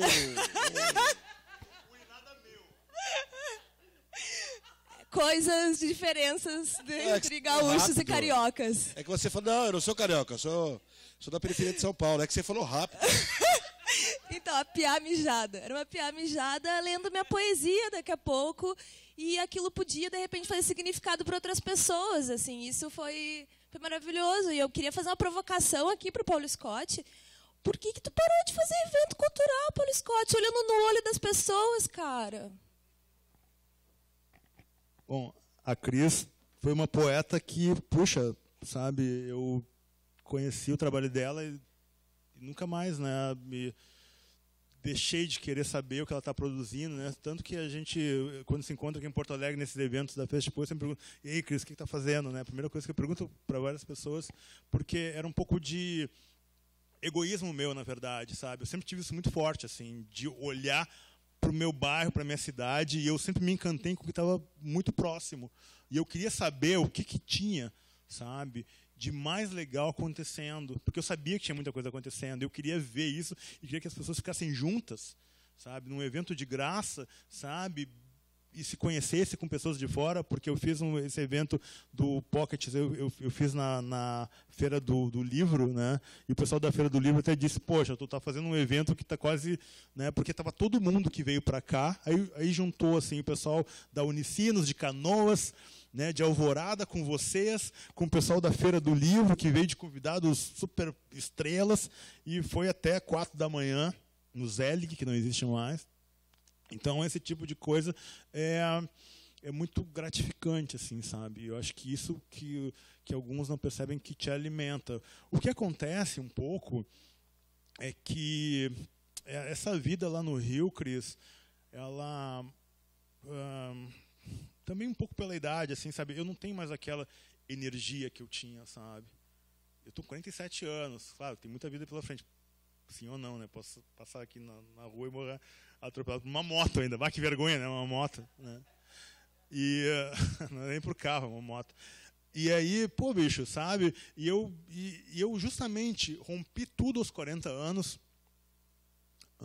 para ir para uma outra cidade, romper com todo o meu passado, com toda a minha formação de professor universitário e tudo mais, justamente para ter tempo para fazer o que para mim era muito precioso, porque eu tenho muita consciência da minha limitação, sabe, física, técnica, de habilidade, mas a minha ambição lúdica, sabe, de construir histórias e tudo mais, ela é grande, e isso começou a me dar uma ansiedade muito grande. Lá no Rio de Janeiro, assim que eu cheguei, que foi uma coisa que desencadeou uma série de eventos depois pelo Brasil. Até você vê, tem muitos formatos de coisas que foram um pouco nisso. Eu fui, de modo geral, revista ao vivo do comportamento brasileiro, que gerou uma febre no Rio. Tipo assim, todo mundo ia, né? Claro que eu já tinha as conexões, né? E o que eu acho mais louco é que se eu te contar a quantidade de poetas cariocas que eu apresentei para poetas cariocas, porque os caras estão na mesma cidade e eles não se conhecem. Entende? Prosadores também, porque falta, mais do que em São Paulo e Porto Alegre e no Paraná, né, falta lá no Rio de Janeiro esse lugar, sabe, de uma coisa a mais. Tem o Corujão, que é maravilhoso, que é lindo, sabe, mas pelo menos no formato do Leblon ali, eu não vi ninguém da perifa, sabe, eu não vi ninguém nem da Tijuca, sabe, eram os moradores da Zona Sul, tomando um bom vinho, né, e lendo seus poemas ali. Pô, claro, com o Jorge Ben fazendo a guitarrinha a noite toda ali, né? Puxa, genial. E era maravilhoso ir no Corujão, e o João é um puta cara legal. Mas, entende? Lá pelas tantas, de modo geral, pô, ia só gente legal, cara. Fausto Fawcett, Melamed, o Benegão. Pô, vou começar a listar nomes aqui, não vou, sabe? Mas era um desgaste para mim muito grande, né? Não tá pagando as pessoas, né? O som tu tem que alugar, mesmo que o Paulo Betti, lá na Casa da Gávea, tenha me dado de graça o teatro, não pagava aluguel, queridão, né? Mesmo que o cara do Cinematec tenha me dado, até com cortesia de camarim, de 2 cervejas para cada convidado, né? Tinha o som, tem todo um envolvimento, né? E aí você vê que aquilo ali você está num desgaste enorme, o seu dinheiro da sua economia que levou você para lá está sumindo, E muitas vezes você está desestabilizado de uma maneira, porque vocês sabem, vocês fazem esse evento maravilhoso aqui. Eu nunca tive a oportunidade de conversar com os outros de vocês, né, pós-festa literária, mas eu tive várias vezes a possibilidade de conversar com o Fernando Ramos. Ele fica, para quem não sabe, ele fica destruído quando acaba a festa literária. Imagino que com você seja a mesma coisa, né? Porque você bota muita energia nessas coisas, emocional, e você fica dias sem produzir. Então, quer dizer, tem a produção que eu tinha, o dinheiro queimando, e eu tendo que produzir as minhas coisas para pagar as contas, certo? Os livros que já estavam pagos, encomendados, e eu ali não conseguindo escrever nada, e isso acabou me dando um certo pânico. E eu disse, não, eu vou dar um tempo. E eu parei com, de modo geral, assim, poxa, vocês não têm ideia, a Casa da Gávea, para quem conhece lá, é um super de um telão, super projetor, uma plateia assim, as pessoas, sabe, tu paga o ingresso, que é R$10, mas tem uma cerveja, né, porque tem que pagar a limpeza, certo? E tem também tem que montar o camarim para os convidados, porque afinal os caras não estão ganhando nada, mas tem que ter ali uma coisinha, né? E tem os outros colunistas também, que vão ali de graça, e você tem que pelo menos colocar alguma coisa para eles, entende? De um uísque, uma cerveja, um vinho, entende? É um movimento, assim, sabe? Quando vê, você perdeu uma semana, tem que divulgar, né? Tem que fazer cartaz, tem que se incomodar com colar, pedir para os meninos que você conhece da PUC, para o menino que você... da loja de disco, da loja de história em quadrinhos, do bar, sabe? Você tem que pegar o ônibus até lá fazer, sabe? Cara, você tá com 40 e tantos anos, começou do zero. Seus amigos não estão por perto. Porque é uma coisa louca do Rio, e eu gosto de morar no Rio por causa disso. Os meus grandes amigos não estão no Rio de Janeiro. Hoje talvez eu tenha alguns, né? Porque os meus grandes amigos estão aqui e em São Paulo. Sabe? Não estão no Rio de Janeiro. Coisa mais louca. E o Rio é uma cidade muito egoísta, muito difícil. Aquela coisa que o Tom Jobim diz, Rio de Janeiro não é para amador, mas não é mesmo. Porque é uma cidade muito difícil. Quem mora lá sabe. E ciclicamente eu me pergunto o que eu estou fazendo.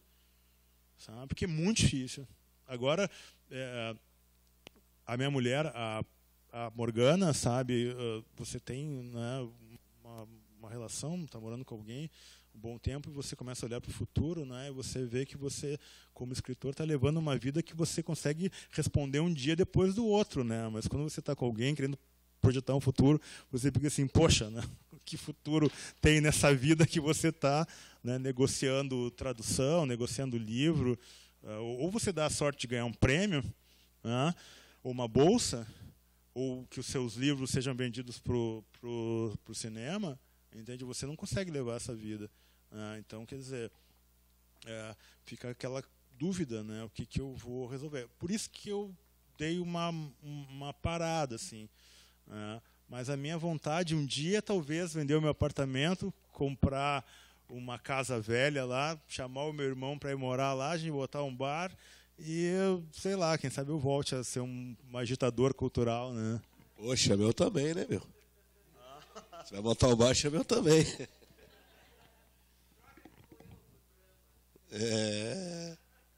Que medo.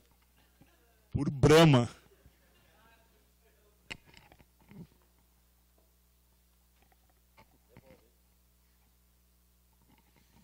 Eu tenho uma pergunta para o Sérgio, que é uma curiosidade, na verdade, porque tu estava falando de formação de público, mas eu vejo que os teus textos e outros textos que nasceram na Cooperifa estão formando um público na periferia, mas também na universidade, um público burguês, estão formando também um outro público fora da periferia. E eu queria saber o que tu acha assim dessas leituras, e tem tese, tem dissertação, TCC, um monte de coisa que está sendo produzida assim sobre esses textos, sobre essa estética, né, que está saindo da periferia. Eu queria saber o que tu acha disso, assim, dessas leituras outras. Eu acho da hora, né? Sabe por quê? Assim, quando a gente escreve literatura periférica, o que é literatura periférica? Aí eu respondo, eu faço outra pergunta. O que é literatura grega? Feita pelos gregos. Eu quero literatura romana feita pelos romanos. Eu quero literatura negra feita pelos... Eu quero literatura periférica feita por gente que mora na periferia. Ah, mas eu moro num bairro nobre. Posso fazer literatura periférica? Pode, mas não vai ficar bom. O que está acontecendo é que nós estamos fazendo a história, nós estamos escrevendo, estamos fazendo. Eu acho importante que essas pessoas falem da gente, com qualquer tipo de olhar. Porque até pouco tempo não falavam, não sabiam nem que a gente existia, não sabia que a gente sabia ler e escrever. Então é importante que eles contem essa história, porque a gente não está tendo tempo para contar essa história. E talvez conte diferente. Lógico que aparece um ou outro. A gente não tem raiva da academia, a gente queria estar na academia também. Eu acho que todo brasileiro tinha direito a estar na academia e dialetar do jeito que ele quiser. A gente tem essa obrigação, tem o direito, porque é o Estado que tem que gerir educação.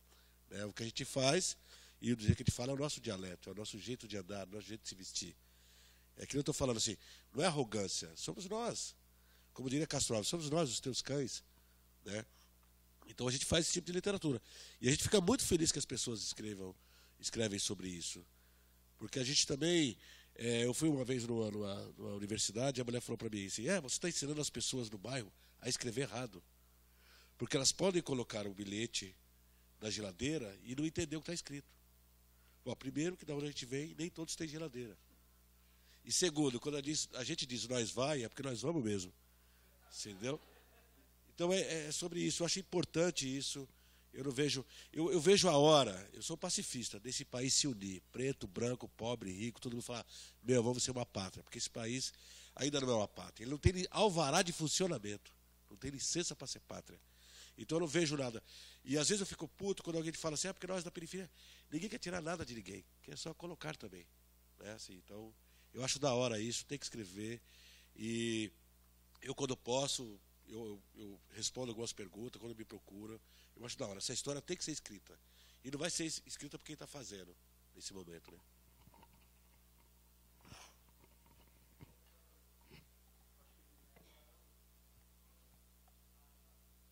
acho que ele perguntou antes aqui. Eu acho legal passar o microfone também.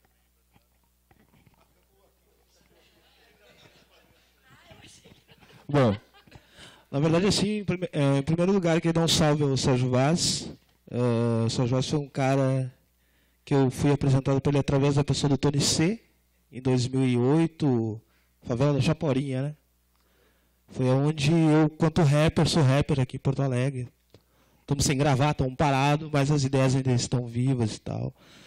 E naquela segunda-feira, no bar do Zé Batidão, eu e um cara chamado Mano Ox, a gente presenciou uma das atividades de literatura marginal que mexeu com a gente. Mexeu porque a gente escrevia rap já há uns 18 anos atrás e a gente viu rappers declamando suas poesias ao vivo num bar aberto com a tiazinha, com o pedreiro, com o marceneiro, com o acadêmico, com o artista e com os poetas. E aí, daquela experiência, eu lembro que a gente chegou para o Sérgio Vaz e falou, cara, a gente vai trazer isso, vai levar algo parecido para Porto Alegre. Né? Até porque os espaços culturais em Porto Alegre, dentro das periferias, são diferentes de São Paulo. E chegando aqui em Porto Alegre, a gente não conseguiu desenvolver atividade dentro de uma comunidade que nós morávamos, que era a comunidade de Santa Teresa, e a gente levou ela mais para a região da Cidade Baixa. Lá a gente fez o sarau, que se chamava Sarau Cultural Bezerra da Silva. Esse sarau acontecia toda segunda-feira e tal, num bar mais underground que tinha na Cidade Baixa, onde a galera do rock frequentava, uma galera do samba, uma galera do rap. Oi? O bar foi o Entrebar, foi o primeiro lugar onde a gente deu início a essas atividades.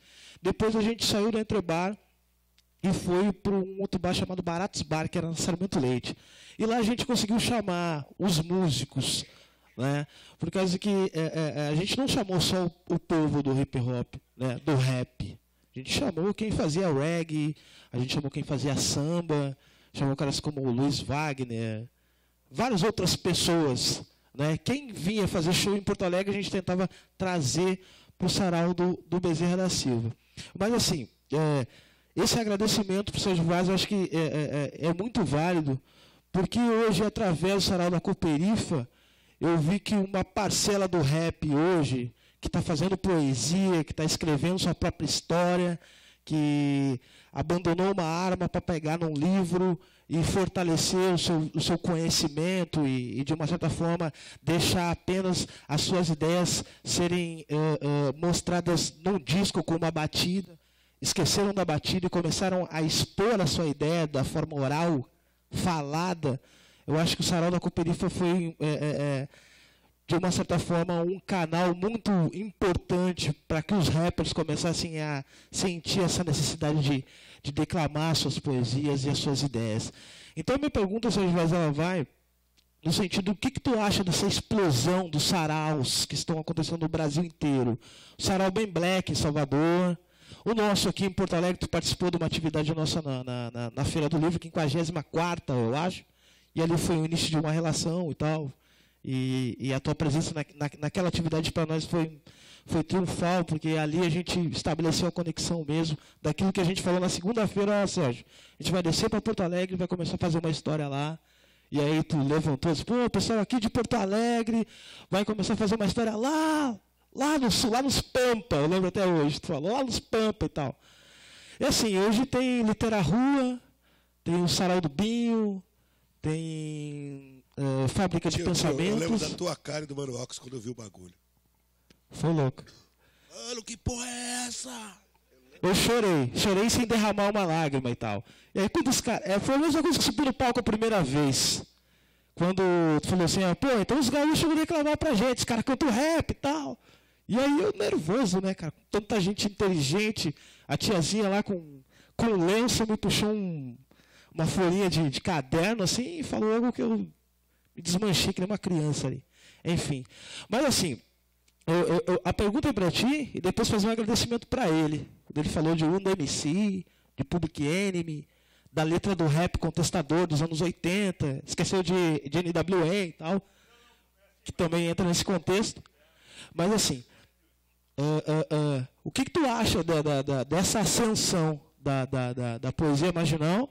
Tu é um dos expoentes e tal, mas como que tu vê o movimento hip hop hoje, estando cada vez mais próximo dessas atividades e fazendo por conta própria suas ações dentro das comunidades? Assim? Mano, eu descobri uma coisa, o povo gosta de ler, só não sabe que gosta.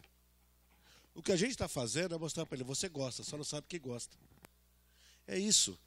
A gente criou o estigma, o povo não gosta de ler. Como não gosta? Não lê? Né? A gente tem um projeto lá que chama Várzea Poética. Eu estava contando ali para os meninos, a gente estava numa rodinha ali. Eu gosto de Várzea, fui ver um jogo lá da Várzea, e o cara falou assim, ô Sérgio Vaz, por que a Cooperifa não dá um jogo de camisa para nós? Ué, por que a Cooperifa tem que dar alguma coisa para vocês? Vocês não vão lá? Folgado, mano, dar camisa para vocês? Estão pensando o quê? E se eu for lá, você, só você, se levar os atletas, as mães e os filhos lá, eu dou um jogo de camisa. É mesmo? É. Só que tem que ser 4 semanas. Nós estamos mantendo 8 times de várzea agora. Nós estamos pagando para eles ouvir poesia. Você está me entendendo? Então, essas coisas, a sessão é pelo povo. E o povo está vendo essas coisas, onde eu moro, pela primeira vez. Nós temos o Cinema na Laje. Pessoas que choram porque nunca tinham ido ao cinema com 60 anos. Que país é esse que uma pessoa de 60 anos não foi ao cinema? E tem que ver uma tela em cima de uma laje e chorar. Isso dói o coração. Esse é o nosso compromisso. Nosso compromisso não é político. Lá, para nós, é Macondo. Eu não sei se tem outros bairros. Para mim não me importa quem é o presidente do país, quem é o governador. O que me importa são as pessoas com quem eu vivo. Com quem eu vejo na feira, com quem eu vejo no campo. Esse tipo de pessoa que as pessoas não querem mais saber. E a gente ama essas pessoas. E essas pessoas amam a gente. Ah, mas o trabalho que você faz é muito bonito. Não, o trabalho que essas pessoas fazem comigo é que é bonito. É eu quem devo. Porque são essas pessoas que me tornaram uma pessoa melhor. E me tornam melhor. Menos medíocre, menos arrogante, menos vaidoso. Eu devo tudo a elas. Sem a Cooperifa eu não era ninguém. E não sou ninguém. Sem essas pessoas eu não sou ninguém. Então, inverte-se a coisa. Ninguém ajuda ninguém lá. A gente está convivendo em harmonia. Como esse país deve viver. Um olhando no olho do outro, respeitando. E a literatura só é a ferramenta. Porque no Salão da Cooperifa é quando a poesia desce do pedestal e beija os pés da comunidade. No Salão da Cooperifa, Neruda tira o sapato para entrar. Adélia Prado come com a mão. Rambo, você entendeu? Se ajoelha. É os escritores que pedem licença para a comunidade. É os escritores que pedem para poder entrar, humildemente. E se a comunidade deixar, eles entram. Inverte-se o papel. Os astros somos nós. Fora eles, só a lua. Mas ninguém é melhor do que ninguém naquele lugar. E isso foi refundando a amizade, refundando a humanidade. As mesas são todas juntas, todo mundo tem que sentar junto. Foi refundando a amizade. E nós fundamos uma outra coisa, que além da literatura, é a humanidade. Um respeitar o próximo, respeitar o outro. Isso foi feito. Isso não é coitadismo. Isso é gente simples lutando por gente simples. E isso não cabe no papel. Só vendo. Você entendeu? O senhor foi no teatro e eu moro do lado do cemitério São Luís. São Luís é onde a maioria dos jovens assassinados são enterrados. É a maior quantidade de chumbo debaixo da terra é o cemitério de São Luís. Onde as pessoas roubavam o velório, roubavam as pessoas que estavam no velório. Eu cresci nesse lugar. E um dia o teatro foi fazer uma peça lá, o cara perguntou: mas Sérgio, o que vai ter aqui? Eu não sabia o que é o nosso trabalho ainda. Ah, vai ter teatro aqui, mas o teatro vai vir aqui? São uns 8 anos atrás. É o teatro. Mas o teatro? Eu falei assim, o teatro. Mas o teatro, eu vi que ele não sabia o que era teatro. Ele achou que esse prédio ia chegar lá e... vai ter uma peça aqui. Então, peraí que eu vou pegar a patroa ali e já volto. Quando ele entrou, eu fiquei filmando ele de longe. Ele tomando rabo de gala, a mulher tomando refrigerante. E a mulher ria pra caramba. E ele, desconfiado, não ria. E pá, aquela coisa toda. Aí passou batido. Quando eu passo assim, ele vem na minha direção, chorando, e fala assim: eu queria te dizer obrigado. Eu falei, por quê? Porque eu ter morrido sem nunca ter visto teatro. E muita gente morreu sem ter visto teatro lá onde eu moro. Sem ter visto o cinema, sem ter lido um livro. E aí, eu te digo, esse país não tem alvará de funcionamento. Ele não tem licença para ser pátria. Então nós fundamos a nossa pátria. Nós temos a OLP, a Organização da Libertação da Periferia. Fazemos atentados poéticos, entendeu? É isso que foi fazendo. Gente simples para gente simples. Gente simples para gente simples. Gente simples para gente simples. Gente simples para gente simples. Somos nós o povo, ninguém pode com nós. E gente simples, quando eu digo, como ele disse, pode ser branco, pode ser preto, pode ser rico, pode ser pobre. Os bens se encontram, as pessoas boas se encontram. Basta você acender o pavio. Risca o fósforo, o rastilho vai. As pessoas boas vão indo. É isso que acendeu. As pessoas gostam de literatura, as pessoas amam literatura. Só não sabem disso. É isso que ele está fazendo. Ah, você gosta. Eu vou no projeto Poesia com Violência, o moleque fala assim: ah, mas eu não gosto de ler, porque ler não sei o quê, pá, não sei o quê, que pô, que pá. Falei, moleque, você tem que ler, caralho. Ler, quem lê chaveca melhor. Não é? Você não quer catar as menininhas? Tem que ler, cara. Você aí, pá. E as meninas, mas e nós, meu? E as meninas? Não aceita qualquer chaveco. É só ler que não aceita qualquer chaveco. Você está entendendo? Em 2011, eu vou te dar outro exemplo. Desculpa eu me alongar. Eu fiz um trabalho na Fundação Casa, que é a antiga FEBEM. Fiquei 1 ano fazendo oficina de poesia. E a primeira casa que eu cheguei, tinha uns 80 moleques sentados. Aí o cara apresentou. Ah, esse cara aqui vai fazer oficina de poesia, pá, um monte de coisa lá. E entra eu, né? Boa tarde. Firmeza, meu nome é Sérgio Vaz, sou poeta, vim fazer um trabalho aqui na Fundação Casa, eu trabalho com hip hop, tá? Me apresentei, porque visita é sagrada, né? Estava nesse pente aí. Aí eu perguntei, quem gosta de poesia aí? Não, senhor, não gosta desses bagulho aqui não, senhor. Esse bagulho aqui não virá, não. Falei, minha Nossa Senhora, onde eu fui me meter? Falei, então já era. Falei, posso ler um poema aqui? Os moleques falaram, pode ler. Aí eu comecei, daria um filme. Uma negra e uma criança nos braços, solitária na floresta de concreto e aço. Olha outra vez o rosto da multidão, a multidão é o monstro, eu sei, rosto e coração. Em São Paulo, terra de arranha-céu, a garoa, arrasa... E todo mundo começou a cantar comigo. Aí o frente tá, ei mano, que porra que é isso? É poesia? Racionais é poesia? Falei, é. Ah, então nós gosta, mano. Você tá me entendendo? É isso.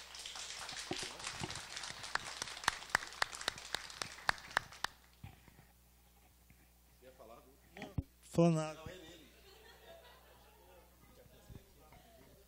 Achei um cara. Não, bicho. Porra, tá louco.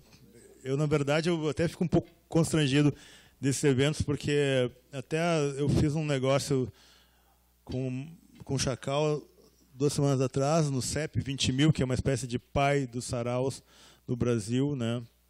E eu estava, que maravilha, falando, e uns meninos também, não tem um pajé índio falando, e aí eu me distraí de uma tal forma, quando chegou na minha vez, eu estava totalmente, o pessoal gritando para eu voltar. Não, é isso aí, cara. É isso. Fernando, como é que nós estamos de tempo aí? Tinha uma pergunta ali no fundo, não tinha alguém? Nossa, como é que é? Desistiu, mano?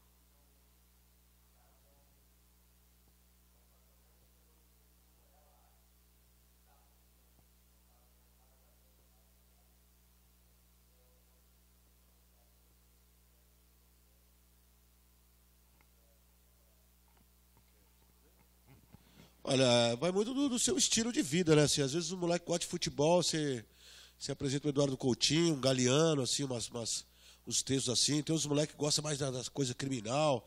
A Memória do Sobrevivente é um ótimo livro para ler, que é do Luiz Alberto Mendes. Depois ele fez sequência Às Cegas. A gente está lendo muita gente do bairro, assim, que as pessoas se identificam, né? Agora, eu acabei de ler Barba Ensopada de Sangue, Daniel Galera, gostei pra caramba. Li O Filho Eterno do Cristão Tevas, gostei pra caramba. Aí li Um Defeito de Cor, da Ana Maria Gonçalves, 1 quilo de livro, 999 páginas, maravilhoso.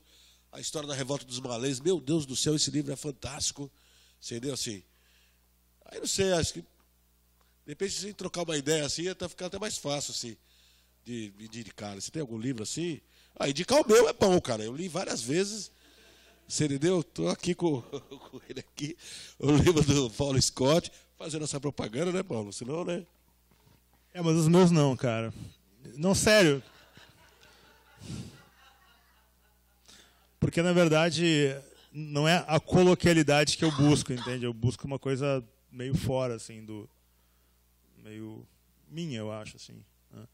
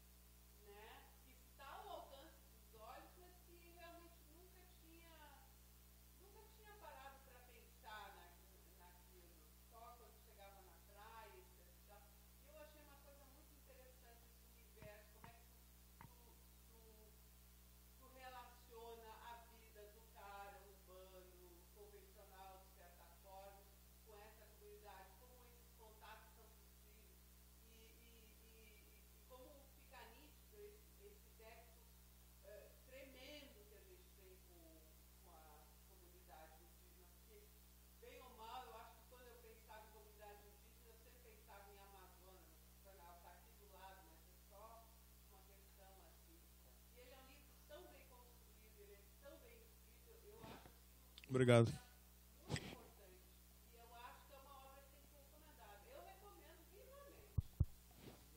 Obrigado, querida. Recomendo o meu também, viu?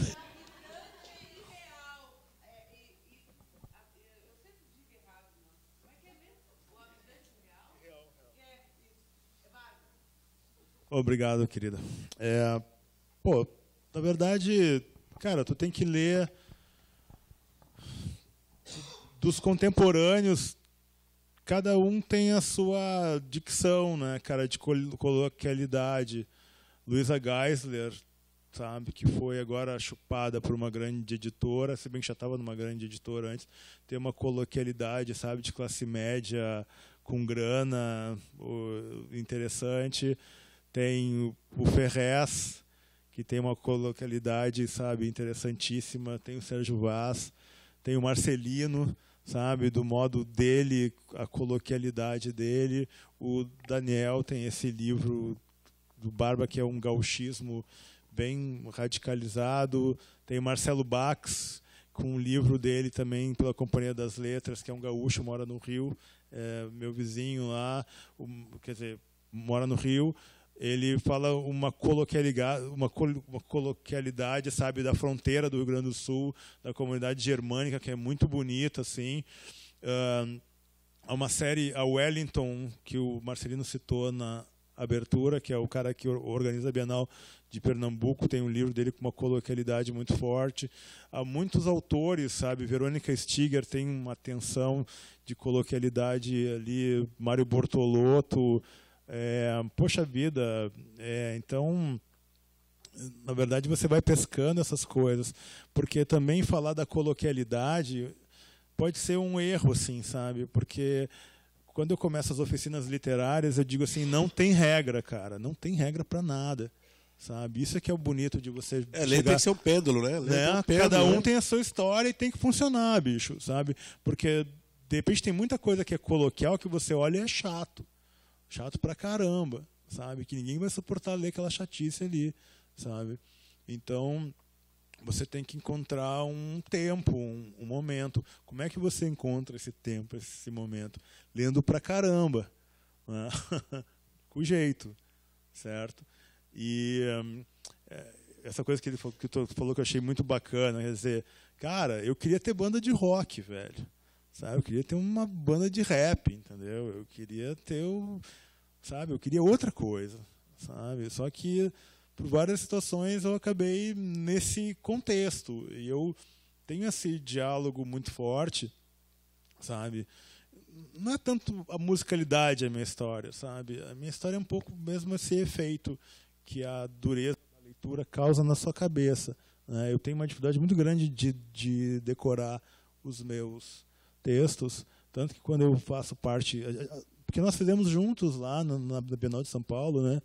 E eu não leio, cara, eu faço freestyle, sabe? O pessoal tocando, eu vou fazendo freestyle, porque eu não consigo decorar nada do que eu escrevi. Então, essa função, assim, eu acho que é pela leitura mesmo, o ouvido, a atenção. O que eu sei que não tem regra, cara, sabe? Você tem que escutar o que você acha que é importante para você mesmo. Agora mesmo saiu uma enquete aqui, sabe? Qual é o truque para você ser publicado no exterior, né? Para o seu livro estar sendo lançado em vários países do mundo, né? Qual é o truque, assim? Porra, cara, não tem truque, entende? Você tem que fazer o que é importante. Esse é o momento que está acontecendo, não sei direito o que está acontecendo, né? Porque a gente está sendo tão chamado lá fora como está acontecendo agora, e ficando assim, hotel 5 estrelas, não mente, né? Não mente pro povo aqui. Tu tava na comitiva de Frankfurt. Tá querendo me colocar na cota ali, mas não tem jeito. Ô, bicho. Oi? Bicho, olha só, cara, eu fico lá no meu mundinho do Rio de Janeiro, quando eu quero viajar um pouco, eu vou me divertir em São Paulo, sabe? Assim, é o cara que viaja o mundo todo, mesmo. Pô, pelo amor de Deus. Não, tô zoando. Mas é isso, irmão, é leitura, cara. Não sei, não tem, sabe, uma forma. Um cara que mais me impulsionou, sabe, para ter uma dicção mais coloquial, é um cara que é um tremendo de um racista, cara. Racista cruel mesmo, entende? Mas ele é tão maravilhoso, sabe, como escritor. Isso é a coisa interessante da literatura. Por isso que eu não acredito muito nessa, sabe, que agora tem essa nova onda, assim, o escritor é machista, né? O escritor é não sei o quê, o escritor... Né? Calma, tem que ver se o que o cara faz é bom. O Ferdinand Cellini, sabe? Eu sou super engajado, cara, nessa questão racial. Eu não brinco com isso, sabe? Mas ele é tão genial, sabe? E ele tem uma coloquialidade tão absurdamente bem construída que se você é um leitor apaixonado e não lê Ferdinand Cellini, Viagem ao Fim da Noite, que você fica absolutamente derrubado porque ele trabalha com a covardia humana que todos nós temos, entende? De uma forma absolutamente genial, né? Que se você não lê, você vai sendo burro, sabe? Você vai fechar aquela porta ali, sabe? Dizendo, é quase dizer assim, eu não vou ler o cara porque eu não vou com a cara dele. Entendeu? Ou porque ele é rico, ou porque ele é pobre, ou porque ele é negro, porque ele é muçulmano, ou porque, entende? Sabe? Limpa o preconceito antes de tudo, sabe? Até você pode ler o que eu escrevo e você dizer, não, Scott, mas o teu discurso é muito preconceituoso, né? Porque você é muito você ataca muito raivosamente, né? Determinada classe, né? Mais privilegiada. Mas eu posso te dizer, isso é uma solução narrativa. Pelo contrário, eu tento me despir, cara, de todos os preconceitos, porque você não chega a lugar nenhum com preconceito, sabe? E a sua literatura vai ser uma merda se você fechar, sabe? Como eu escuto muito poeta que eu participo de debate nas universidades, né? Sempre tem um cara que eu admiro que pega e diz assim, não, esse tipo de poesia eu já não leio mais, já passou esse tempo da poesia. Pô, cara, como é que você pode dizer que fechou o tempo da poesia, desse tipo de poesia? Sabe? Isso está superado, isso já passou. Sabe? Que droga de referência é essa que você está dizendo? Sabe? Isso já passou. Não leiam isso, leiam aquilo. Não, cara, vai você criar o seu altar, vai você descobrir. A pior coisa é o preconceito, sabe? Então, esse é o meu... O livro louco de ler, cara, é Carolina de Jesus, Quarto de Despejo. É, muito bom. É louco. Você é um burro se não ler. Esse livro é maravilhoso. Não, é porque esse livro é bom. Não, leia o Sérgio Vaz. Carolina.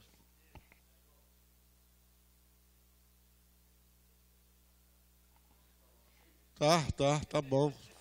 Vamos considerar aí essa. Leon Goethe. Então é isso. Paulo Scott! Meu parceiro! Sérgio Vaz! Guerreiro bom! Vagabundo nato! Obrigado, Festipoa. Eu acho que ele está um pouco decepcionado comigo, que eu estou bem menos palhaço do que eu era, mas enfim, a idade. Olha, eu trouxe os cartões postais com poesia.